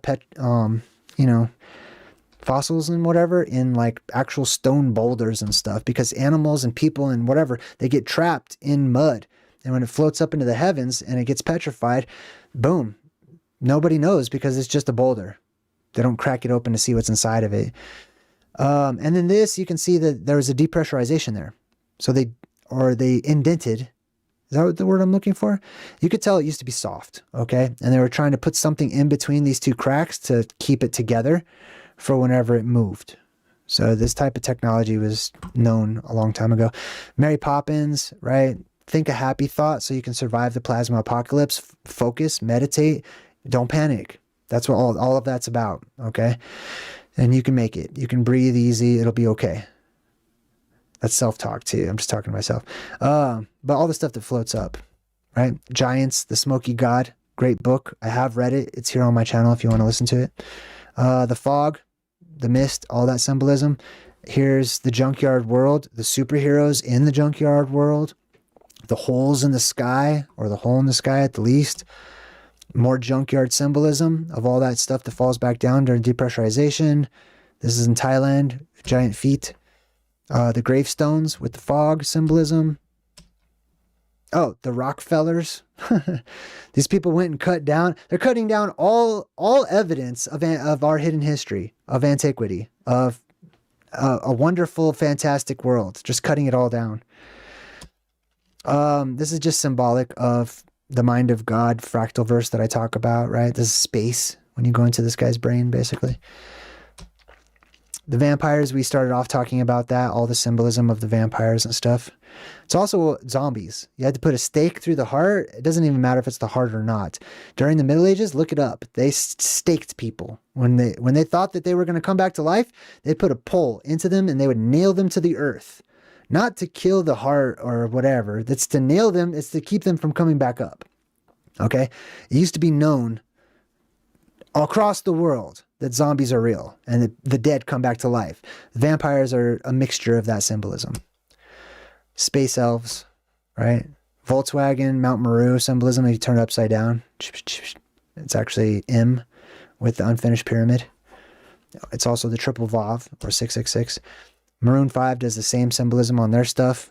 They also have the Vesica Pisces, which we've done a whole video on here recently. There's Wally. There's the junkyard world with the machinery that comes to life by itself. The machinery symbolism, the robots coming to life by themselves on top of plasma, which is bringing them to life, which is alien, which also comes out of the earth too. On top of the mist and the fog and all that symbolism. These are, they're not lightning conductors, they're lightning rods. Two different things, okay? It's hard for me to explain this to people, and I feel sad because I haven't done a good job of explaining how a lightning rod works, right? Because we're taught the wrong thing. We're taught that this is supposed to attract electricity when it's not, okay? This is these things, lightning, this is a lightning rod, okay? That's what all these obelisks are, lightning rods. They're not any body part of Osiris, okay? They're not sun rays. They're not any of that stuff you've been taught. They're lightning rods. They're to prevent lightning strikes to this area. Across from them, you'll find domes, which attract lightning, especially metallic domes, all right? But what this does is the positive energy comes up from the earth and it floods the area above it with positively charged energy. Lightning is negatively charged energy that accumulates. So if you just dissipate all that negative charge with a positive charge, you'll neutralize it. And it helps to prevent lightning from building up and striking. It doesn't mean it makes it impossible. And yes, they can get hit by lightning, which is why you attach a little metal rod to go and direct that flow when it does happen to where you want it to go. But these are not designed to pull the charge in at all. Okay, they're designed to keep the thunderbolts of the gods away from this city center, or however you want to see it. All right. Oh, and this is what, this is just a good representation of otherworldly giants, entities, aliens, vampires, Fantazoids, all that stuff, the giants. Okay, it's from the movie Prometheus. That's the same reason why they wore giant hoods and stuff. They're photophobic. Okay, they want to keep the light off of them. Shut your eyes. Why? Cover your ears. Why? There's a giant crab coming your way. Okay? Giant crabs, all that stuff. They're going to grow to huge sizes. Attack of the crab monsters. Yes, giant crabs will exist in the world of tomorrow. And they have in the past too. A lot of people just call these things dinosaurs and stuff like that. The gargoyles, we've talked about the eternal curse of drowning, right? During the flood. And the survivors that use this as a symbol that they survived, and don't mess with them, right? Because this is what happens if you don't have the knowledge that they have. That looks like, I'm not even going to say what that looks like to me. I'd like to know what you guys think that looks like. It's a rock, but it looks like something else. Okay. These giant stone balls found everywhere. Very interesting stuff. Like I said, could be seeds too, but I think a lot of these are made up in the heavens during the plasma apocalypse. Gigantic statues, hearkening back to the time of the actual giants and titans. Buildings, not so much the Titanic statues, but the buildings that look like these Hershey's Kisses shape, right? This is the same thing as the lightning conductors, the lightning rods that I was just pointing out, okay? And that's why they're metallic and stuff too. This makes it so that lightning will not hit this holy temple, this place or whatever, so it won't be destroyed. Another Titanic statue. More symbolism of the giants sinking down into the earth. That's me having a great time with this little statue of the newspaper kid who says the sky is falling and a crazy beard. I don't know what I was doing with my beard at the time. Regular people too. It's not just famous people that can travel through time. Apparently this guy can too, right? There's me joking around. You know, the water's above. That's why I'm plugging my nose. Anyways. There's a whole bunch of these. Oh, that's me too. That's at the Met. That's in New York. That's called the Metropolitan Museum of Art or something like that. They just call it the Met for short. This is my time traveling pose. It's clearly I was a bit younger back then. Still enjoyed wearing black though. Good times. Oh, that's my old logo. I think I'm going to wrap it up on that note, actually. There's probably a million more pictures I can... Like I said, we're just hitting the tip of the iceberg, okay?